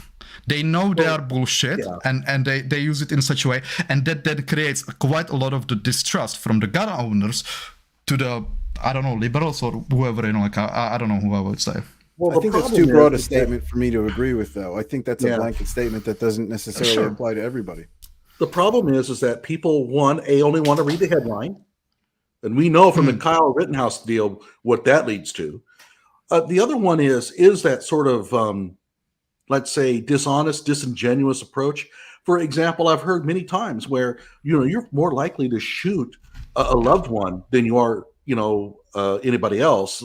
Well, if you look at the study, you're more likely to shoot somebody you know. But a lot of the times, the burglar that's getting in your house is somebody you know. In fact, I would suggest half the time it's somebody you know because they knew what you had. So what's the truth? Well, if you want to know the truth, if you trust the study at all, you need to read it. And you need to read it with critical thinking from both sides of the aisle. But people don't want to do that. They're going through and they're highlighting things they can use in their next Twitter post. And it's a really dangerous thing to do with statistics. Or just studies in general, but there's no cure for it. People are just going to do this kind of thing. So you have to read the articles, and it takes time and effort, and you have to have a certain level of education. And let's face it, a lot of the articles are not written for, you know, clarity. They're written to impress people with their pollutant language, and that creates problems as well.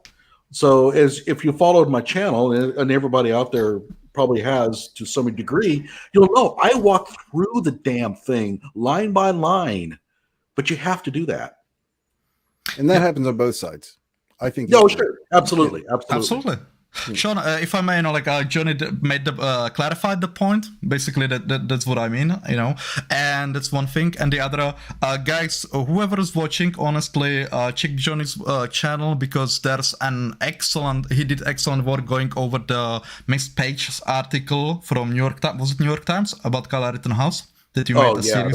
that hit piece. 3 videos or 4? You know, like how many did you make? The article, you know, like there's audio version of it, and that alone is 1 hour long. But I would honestly recommend watching, you know, like Johnny's videos on it, 2 hours in total or something like that, because you will just see how journalists can bullshit with the truth.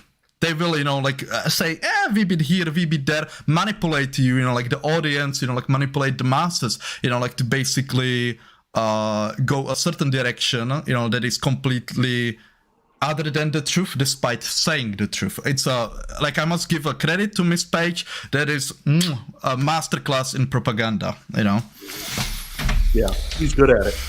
Okay, let's go on to somebody else. Yes. Here I wanted to this barrel shroud. Oh no, barrel shrouds are a safety feature. What I see quite a lot, and in Europe, and this is like a very big issue, is that plenty of the things that are being banned are simply, it doesn't make sense to ban those. Those are safety features, or like they basically that politicians that don't understand firearms at all are the ones who are making decisions on it, and they are actually making the situation worse. Yeah, it's a correlation fallacy. What's a barrel shroud? Johnny? It's a part around a barrel that you can grab a hold of while you're shooting. And so it makes it look like very military.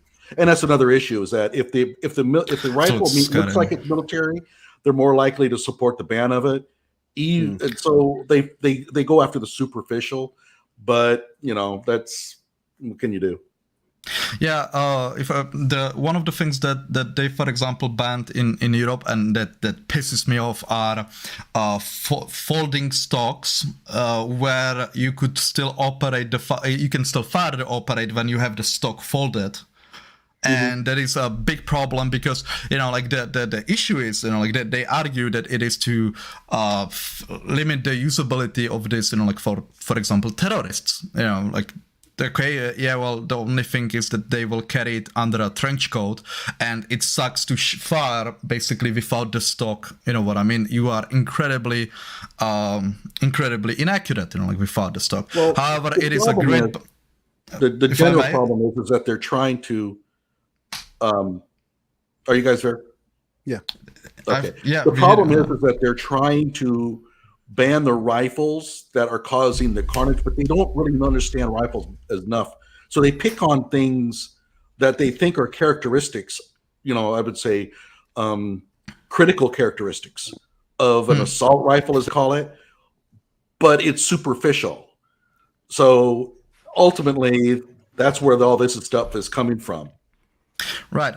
And what I wanted to say, like that, is that by banning these, like stocks that can be folded and still the gun can be operational, they are mainly used by people who travel in a car or such, and they need to fire from inside of the car because they were, for example, ambushed, like simply the shit hit the fan, like a situation, and they need to fire a few rounds off before they either drive away or get out of the car and can deploy the stock, like then it is basically just to shoot, to scare away the bad guys. And well, who does most of the ambushing? Well, criminals and terrorists. It literally doesn't make sense. Why would you ban it? And you might be saying that, oh, well, in Europe, really, like ambushes, not in most of it, but for example, in Italy, with mafia, in Sicily, Cosa Nostra, that is a legitimate, like concern that really happens there. Okay, well, I'd like to kind of respond to these questions in the more general sense, because we could spend time on folding stocks, but ultimately, I don't think that is. I don't know if that's really much of an issue in this country. Yeah, no, I just that was an example of politicians, of leaders basically making pulling, or not understanding the firearms, making bans that ultimately make the situation even worse. You know what I mean? For law-abiding citizens, while not improving the safety.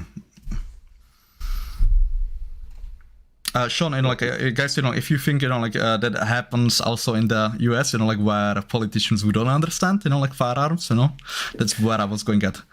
I think, for me, it's not. I agree that it's not really addressing the issue. My issue always comes back to when we talk about open carry, when we talk about these guns and how they look in public. I'm more worried about who has those guns, sort of in public, and their ability to make decisions to positively impact the situation. I mean, we've talked about police officers who freeze under pressure, and they've had training, not only de-escalation training, but training in how to how and when to use their firearm. And in using Oklahoma as an example, because it meets the prerequisite for what I'm concerned about, you have people who believe they are going to carry their gun into a situation and be able to make a discernible difference. And most of the time, that's not going to be the case. And I've seen interviews, and it's a call to authority, and I don't want to use it because it's not. Look it up. I guess is the mantra. You're going to see a lot of people who train Navy SEALs, who train Marines, who'll say that, you know what, most citizens with guns aren't going to be able to make a discernible difference. Yeah, there will be some, but when you see shooting and you have a gun, most people probably aren't going to be in the best position or have the training to make the right decision. And if we have AR-15s, let's say, as sort of open carry, it makes it harder to discern who's the good and who's the bad, especially, if anybody can get them. And I think those are the issues that I struggle with. Not so much what the gun looks like. It's who has the gun and how do we distinguish from the bad people. I'm not a big fan of open carry. I prefer the concealed carry myself. And that is, first of all, I don't want people to know I've got a gun. I'm not there to show off, and I'm not there to, make a statement. So and I carry this kind of like a big bag, it's like a attaché case or whatever. It's very Western, very manly. So I don't want to hear any crap. But that's where I carry it. But I'm not going to pull that thing out. I've actually pulled it out twice so far, and in both cases, I slipped it back in with no incident. I'm good with that. Carrying around with an AR-15 on your back, that's not me. And I would prefer that if you're going to carry a weapon, you might want to just not make it so conspicuous. However, I will say this as well. If I see a guy walking around and he's got the AR-15 on his back, I'm not really concerned about him. I'm really not. And I'm not concerned about the guy walking around with a 38 showing on his belt. It's the guy walking around with the gun in a paper bag is what I worry about. And those people, for the most part, that I see that are carrying guns are the most law-abiding people around. It's the person you don't see with the gun is the one that's going to kill you. That's all I have to say. And that's just your opinion, though, really, at the end of the day. Yeah.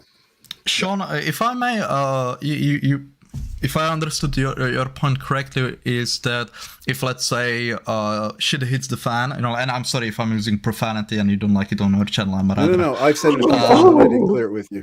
I'm rather, hard on the palm of my hand, you know what I mean? I don't have a really filter, I say it like how I see it. So if I understand your point correctly, you basically are saying that in vast majority of the time when there's a mass shooting, the let's say law-abiding gun owners will not make the difference, or will freeze up, will whatever, they don't have the training. Is that correct? So it's I don't know that I would say that qualifies exactly what I'm saying. Okay. If we were just to sort of, if we were to look at people that are trained to deal with a threat, or let's say police officers or in the military. I know we look at Navy SEALs. I saw Jocko Willing talking about, before Navy SEALs go into an environment where they are dealing with hostiles, they will train for the better part of like 13 or 14 months or something. And a lot of that training is into de-escalation. So if we look at Kyle Rittenhouse as an example, I think this highlights what we're talking about. I believe he went in with good intention as a dumb kid with a gun on his back. And he didn't have the training in de-escalation. He made himself, I guess, a target for people coming in. And if I was a shop owner, Kyle Rittenhouse is the last person I'd want showing up in front of my property with an AR-15, because he's a child. He's not prepared to deal with that. And I think that's indicative of a lot of people who, have good intentions, but they don't have the training. Who you're going to shoot and when you're going to shoot somebody isn't something you can just, get lucky about. You might make a right decision, but the people that are carrying the guns, I want some reassurance that they know how and when to use that. And I don't have that if there's no sort of filter. I have to disagree on Kyle though. I knew you would. Johnny, I don't watch him for Go ahead. If I may moderate it here a wee bit, I would say that Kyle Rittenhouse is it is far more nuanced than you just put, like, and I don't want to strafe away from the topic, you know what I mean? But I understand your point, like there are definitely people who, let's say, think guns are cool and stuff like that, you know what I mean? I would, however, say that Kyle is honestly an exception, but that is for discussion for like another day. I don't want to strafe into that much, but if you would, but I understand your point, Johnny, like if you, let's say omit Kyle here, and if it's possible, like an my feeling about it is, it just really comes down to, if somebody does break in, what am I going to do? And if you can answer that affirmatively, and I think that you're as well trained as anybody else, because most of the time when cops freeze up, they weren't anticipating that decision. And I think that if you're going to carry a gun, and this happened, by the way, and I was in a Starbucks, and a guy came in, he was homeless, and he started just knocking over, like the displays and stuff. And then he starts to approach the barista behind the counter. I put my hand down and I had it on my gun. I'm asking myself, under what conditions am I going to use this? And it turns out that he didn't do anything that was endanger that person behind.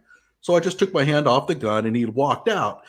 But I think what's happening is people are not asking themselves that question. Like, if somebody walks through this door right now, what will I do? You have to answer that question before you really can take on the responsibility. I don't think it's training.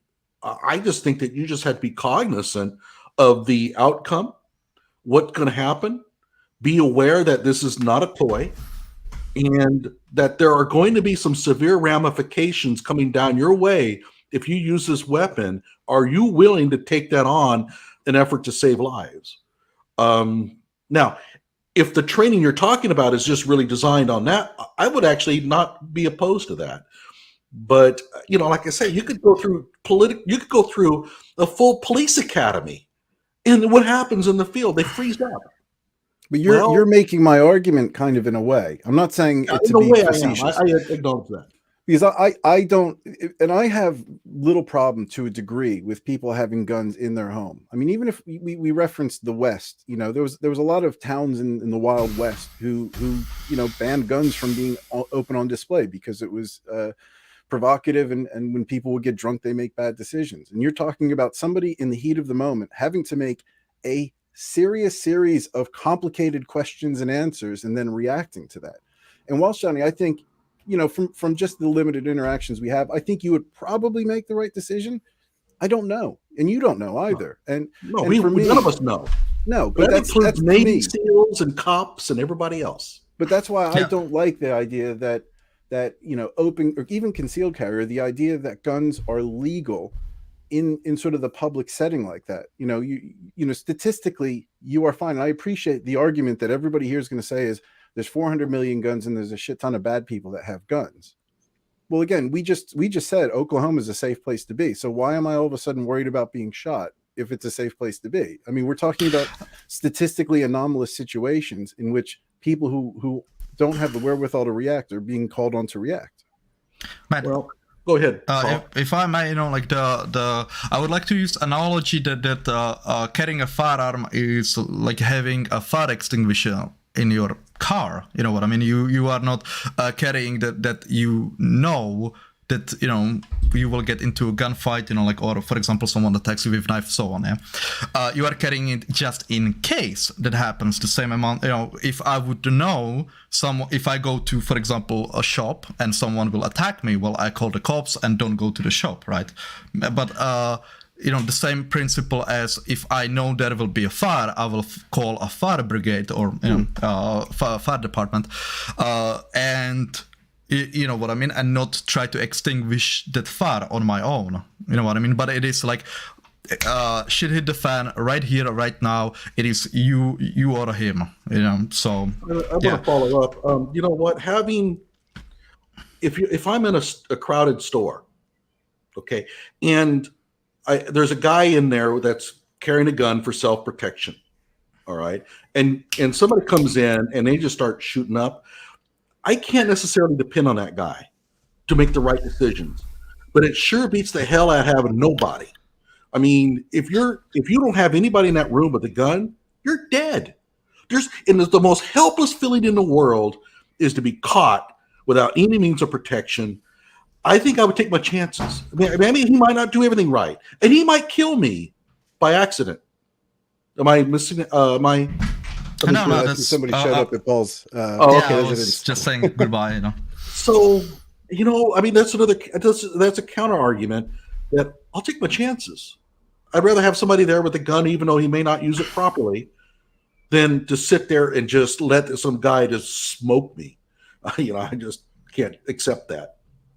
But how do you think is it feasible, or is it possible to assume there's more people misusing guns with good intention that would, I guess, outcount the instances? Because I think it's rare. It's not often. I know we highlight the pregnant mother who protected somebody with the AR-15, but I don't think those stories are there, but I don't think they're commonplace. I think it's more commonplace that the instances where a person is irresponsible, ends up killing people while trying to defend others, that's really rare. I don't think I've ever even heard of such a thing, but I'm sure it's happened. But I mean, there's plenty of stories of people defending themselves and others. Irresponsibly killing people that didn't have to die is something I have not really heard much about. Now, it could be that we just don't get reports of it, and that's another problem. Mate, if I may, step here, Sean, would you be, let's say, more comfortable with people carrying, firearms, in self-defense, if there would be those, prerequisites to own a firearm as in Czech Republic, especially when it comes to the minimal training and stuff like that?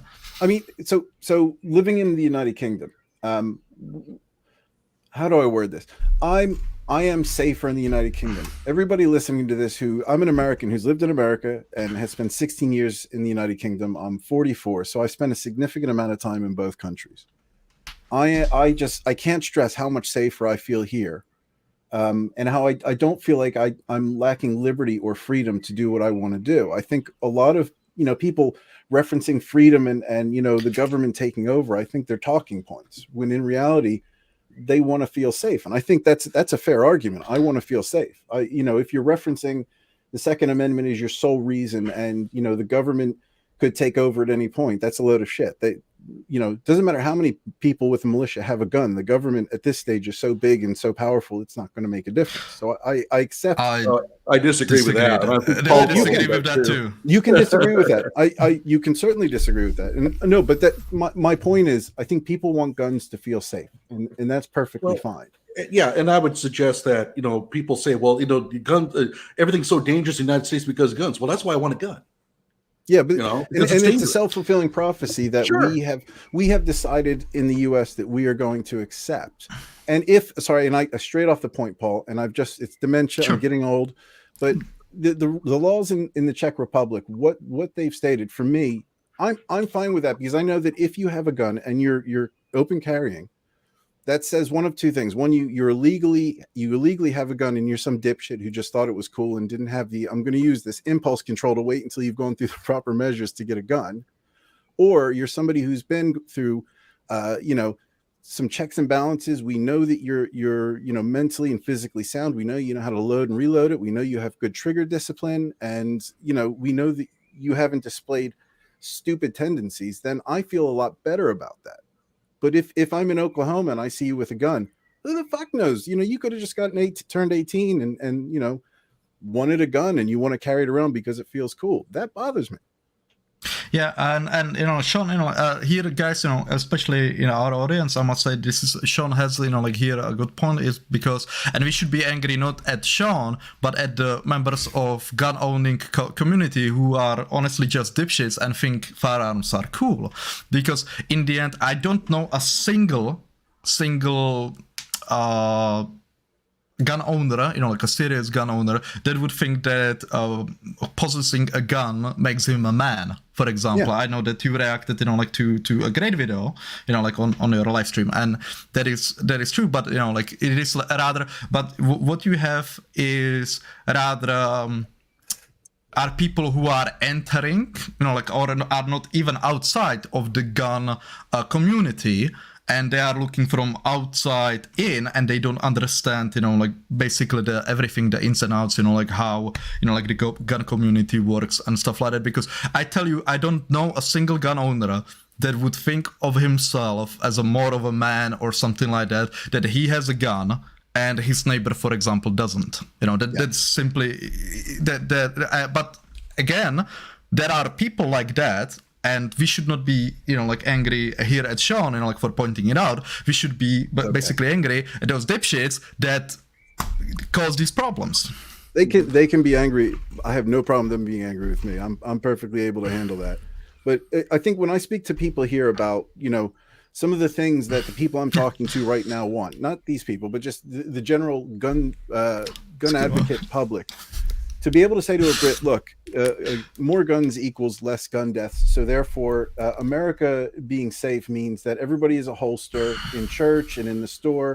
The schools have metal detectors and every teacher has a gun. And it's like in for people here, it's like this weird dystopian future that, it's almost like, what is it? The film Escape from LA? LA.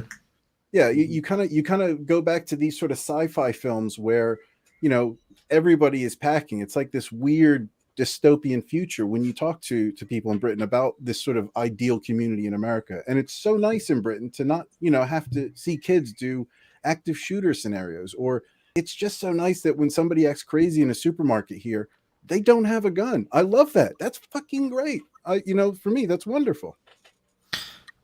Yeah, I mean, I'll also say though that I think that in this, I hate to do the prophecy fallacy, right? Which is like basing your argument over something that you're only predicting. But I have a feeling that you're going to start to see some gun crime in Britain. And I have a feeling the 3D printing guns is going to start to drive a lot of that. Now you're going to be running into situations where there is a guy with a gun and nobody has anything. I think that in 20 years, you're going to encounter these problems that we're having, not to the same level, but I think that you're going to have to address them in England. It's not my problem. I mean, yeah, and I, I don't agree. I that's fine. I respect your opinion, but even I think if you take a look at if you were to speak to, let's say, somebody who's trained in like a police officer who's training other police officers. I have a mate who's an American here who lives here, and he's a British police officer in London. And he would say that if there is a gun, the safest thing for you to do is to just run. If you engage that person, there's a statistically good chance you are going to get shot. A significantly better chance that you're going to get shot. Sometimes it's not an option. No, but that isn't a statistic. Like those situations. I understand you. Yeah, I understand you, but you must understand something about gun. Vast majority of gun owners would do the same thing. There are a few exceptions, and I can give you one that actually makes me proud of my countrymen. But vast majority of gun owners would basically in that situation gather their family, or friends or whatever, and escort them out of the danger zone if they can help it. What I mean? If they have control over that, what I mean. But sometimes you simply don't have a choice. What I mean? I don't know if if I may ask you, one of the things that I do constantly is trying to, when I come to a position, all right, if I have a like certain position, I'm actually subscribing and watching more content that contradicts it. And if I may, do you watch, for example, channel Active Self-Protection? No, I saw a few people referencing it in the chat. Yeah, I would honestly recommend that you subscribe to it and start watching it, and go maybe through a few videos, because it is important, like not to get locked in your own echo chamber, like here. And I know, like there are people getting hurt. There are even people getting killed, and many people are not comfortable with that. But unless you basically get familiarized, like with how situations can go wrong, and stuff like that, it makes you, like you have then gaping hole in, let's say, knowledge, or I don't know how to say that, like basically when it comes to these discussions, when it comes to how it works, and stuff like that. I don't know if I'm making myself clear. But it's very clear, because I think I don't stick in echo. So when I went into this week, these last couple of weeks, I was trying to find arguments to support, having a gun in public. I was looking up any information to make the argument, in situations where it would be good for me or wise for me to have a gun to protect myself. And that's how I went about that. Now, invariably, because of my views, I am probably going to stray into some level of echo chamber. Oh, yeah. But I don't necessarily believe that there's enough situations in which me having a gun, in let's say a public instance, and maybe part of it is I don't have the experience of living in America anymore. Maybe America is so wild west now that it's something I need to be prepared for, which makes me sad, and it's not something that I like to hear about. My family lives in the States, and if it's advisable for them to carry a gun when they go to the ShopRite, that's a concern, and that's something that we're just accepting as reality. Yep. Johnny, I don't know if you have a retort to that. I'm sorry, I got distracted by the text message from my daughter because it's Father's Day. Can you ask the question to me or whatever? If you have a retort, like to what was being said, like right now, because I want to address something from audience. Go ahead and move on. I'm sorry, okay. I got phased out there. Schrodinger's cat, I would like to basically call you out, Vivid, on this. It is because you to a degree care about what I think, what I mean, and I'm quite pro-gun, and I'm also an outsider, what I mean. So be careful. Basically, what I'm trying to say is we are here making a content. I personally don't argue for one side or the other. In the end, like decide yourself. I'm just saying basically facts and stuff like that. Like Sean is making, what he argues. But in the end, the decision is always up for you. We are just having a discussion, So this is, like what I often see is that, we don't care what foreigners think and stuff like that. Well, I don't think either, like either way. By the way, Paul, we are making points. Yeah. So Sean is actually an American. So he, come on. I know how to answer. Hold on one second. I can fix this. Yeah. Hey guys, what do you think about Schrodinger's gat? Yeah. They've just said they really care about you and they want you to be okay. So I've heard from the English people, they're right out the window. You're okay. Yeah. Well, okay. So back on my point, Sean's actually an American, so he does have an understanding with perspective here. And Paul is pro-gun, so his voice matters. So that's how it goes.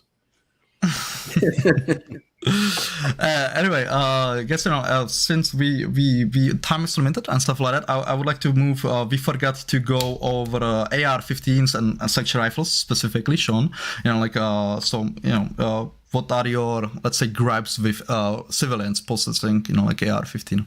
Well, I think it all comes back to, again, I agree. And one of the things that Dixon said, and I called him out on it on our last show, 80% or 75% of mass shootings are done with handguns in the United States. So if that's statistics, that is favorable for the audience here, winner. But, the AR-15s aren't necessarily a greater issue.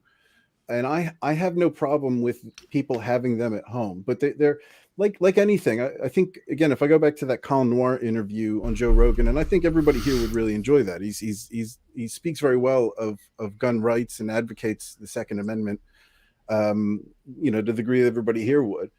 The AR-15 for me, it's much like if you get a car, it's a dangerous thing. You need to be licensed. You need to be trained to use it. And I think the AR-15 is indicative of that. But I agree. It's a great hunting rifle. It's from what I've read, it's very accurate. It's something that shoots quite quickly. And as Johnny said, there's game that moves quite quick, and one shot and a reload isn't going to be enough to knock it down.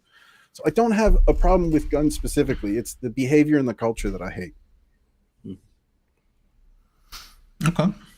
Johnny, since you are part of that culture, like any retort? Oh, I'm sorry. What was your question again? Any retort, like to that, since you are part of that culture? Kano? No, I actually, except for his solutions, in terms of training stuff, I mean, I disagree with him on a lot of that, but overall, I agree with what he said. It's okay. That's all I have. I mean, I don't have anything else to add to it. Yeah, I think you're not going to get from. I think for me, and maybe Dixon kind of fell down that trap. I don't know enough to make a judgment on weapons, guns, handguns, and I don't. Yeah, there's a lot of mass shootings that have happened with high-powered weapons, but there's things that I think could have easily caught those out to a degree. Some of the shootings, like the 18-year-old, I know Uvalde to death, but if that 18-year-old had to jump through more hoops, it's not as if he's going to be sophisticated enough to go to the black market and find a gun if he had to jump through a few hoops to get it. And that's sort of where my position is set in stone. I think that the age should be raised to 21 for just pretty much everything, voting. I agree with that. Yeah.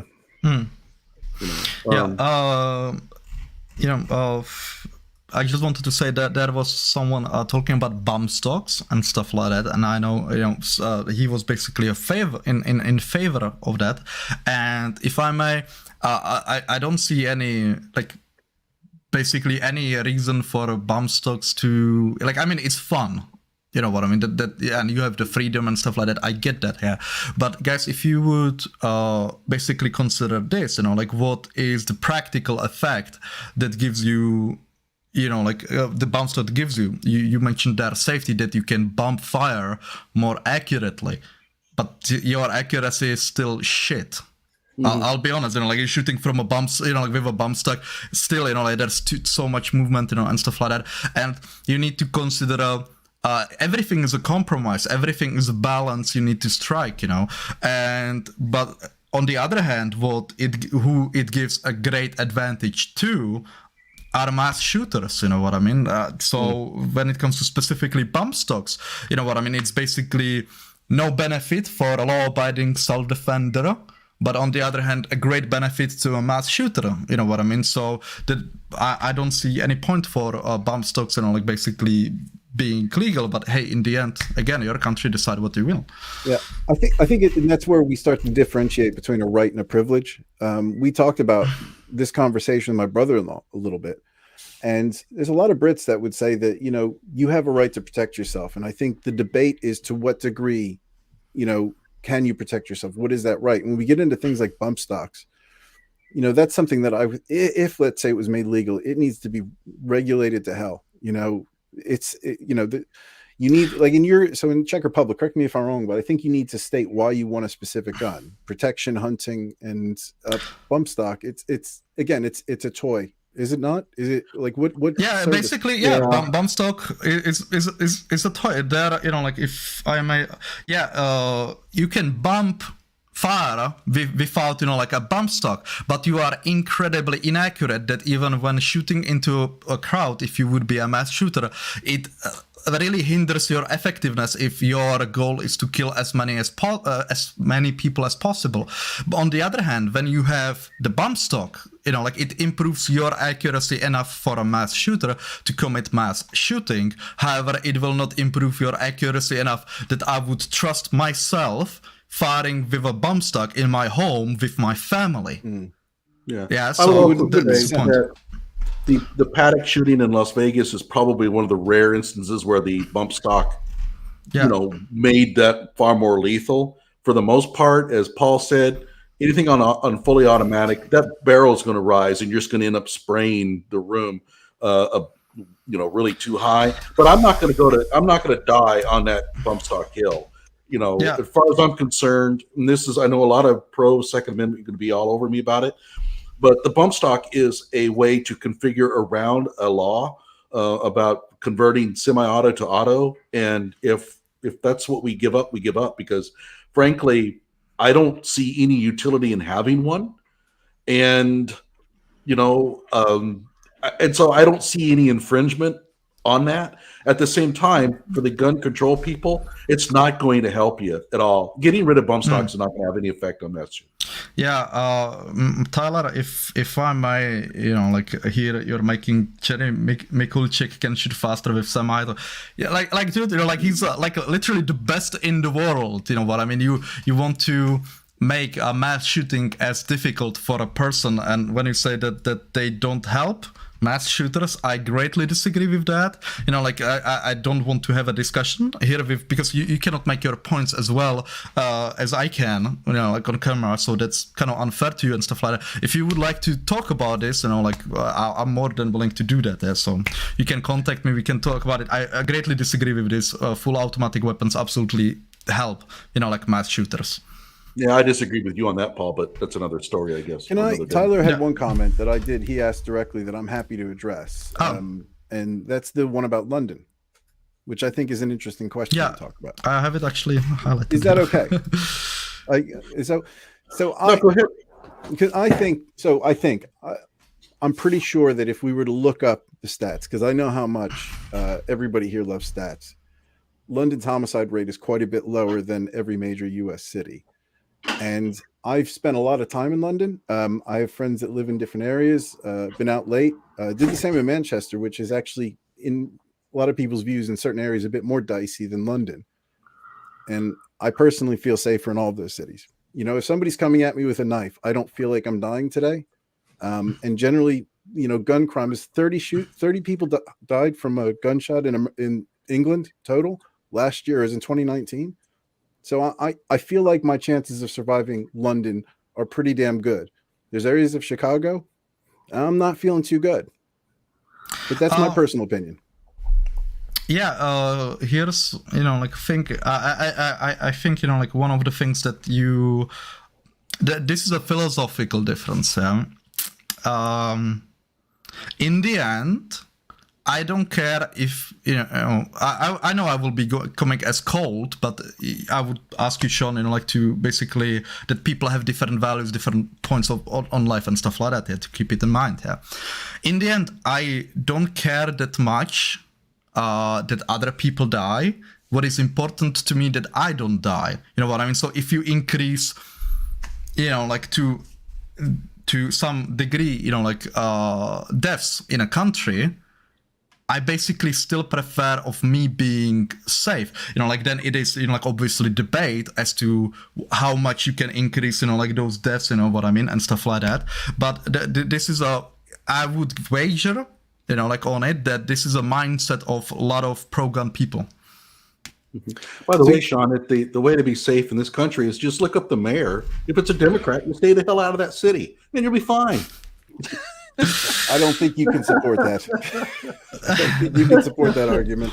That is all speculation at best. Yeah. It's for me. I think it always comes down to for everybody here who has a gun and carries a gun. A lot of times it's more for peace of mind than it is for practical safety.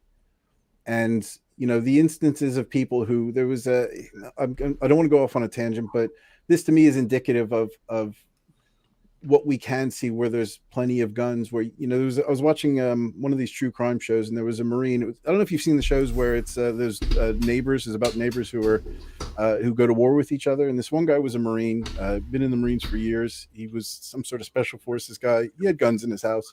And this guy moved in next door, and they always start off friends, and then they somehow turn into enemies. And everybody in the neighborhood loved this guy.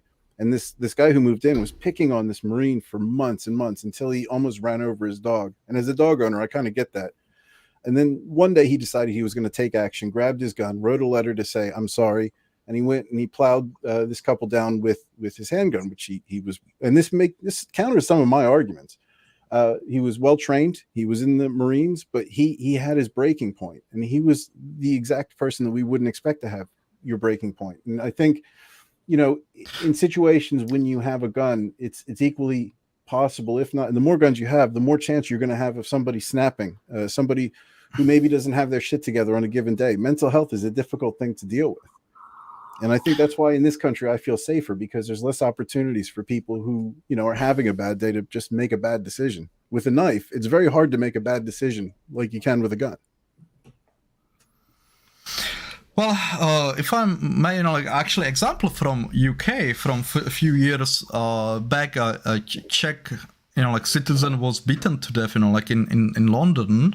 Mm-hmm. That's why I'm aware of that, because it made national news here. By the way, this is like mind-boggling because the perpetrator was actually found innocent, and you will see just like how mind-boggling it is.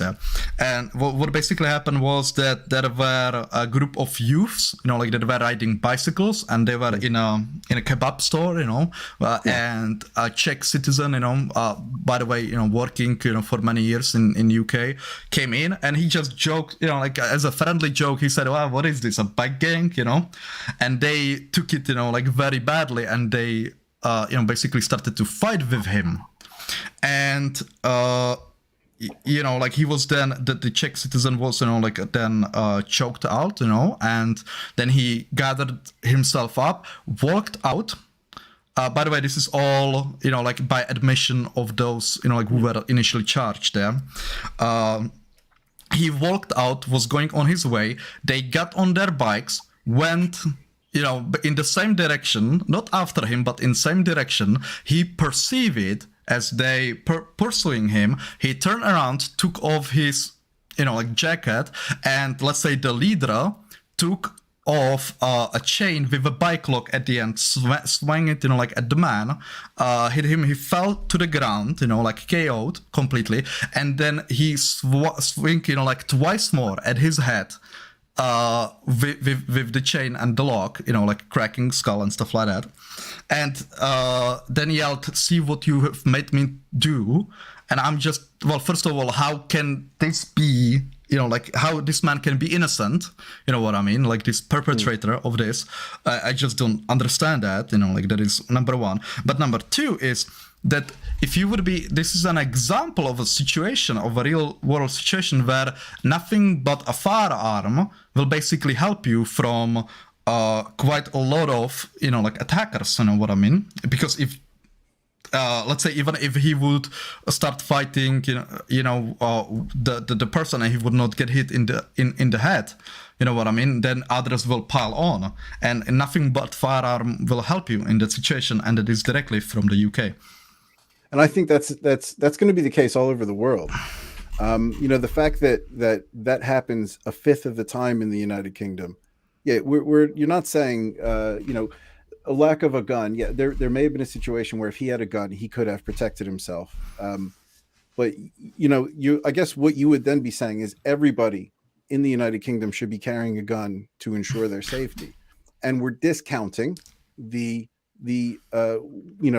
the statistical, not statistical, I don't want to use that, but what the law of probability would say that would mean for the increase in gun deaths overall. You would see more gun deaths happening versus that sort of those isolated instances protecting that person. Yeah. And I know you will say that, for example, we have, let's say a reasonable gun laws, like in your mind.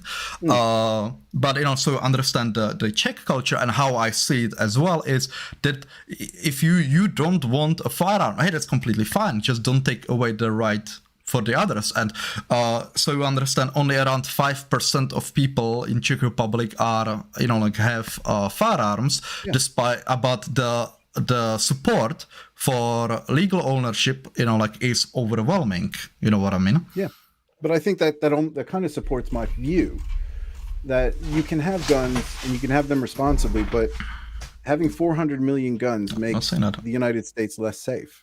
And that's a fact. And I think my understanding, if we were to speak to everybody here, we say, yeah, a shit ton of people are going to die, but that's the price of liberty.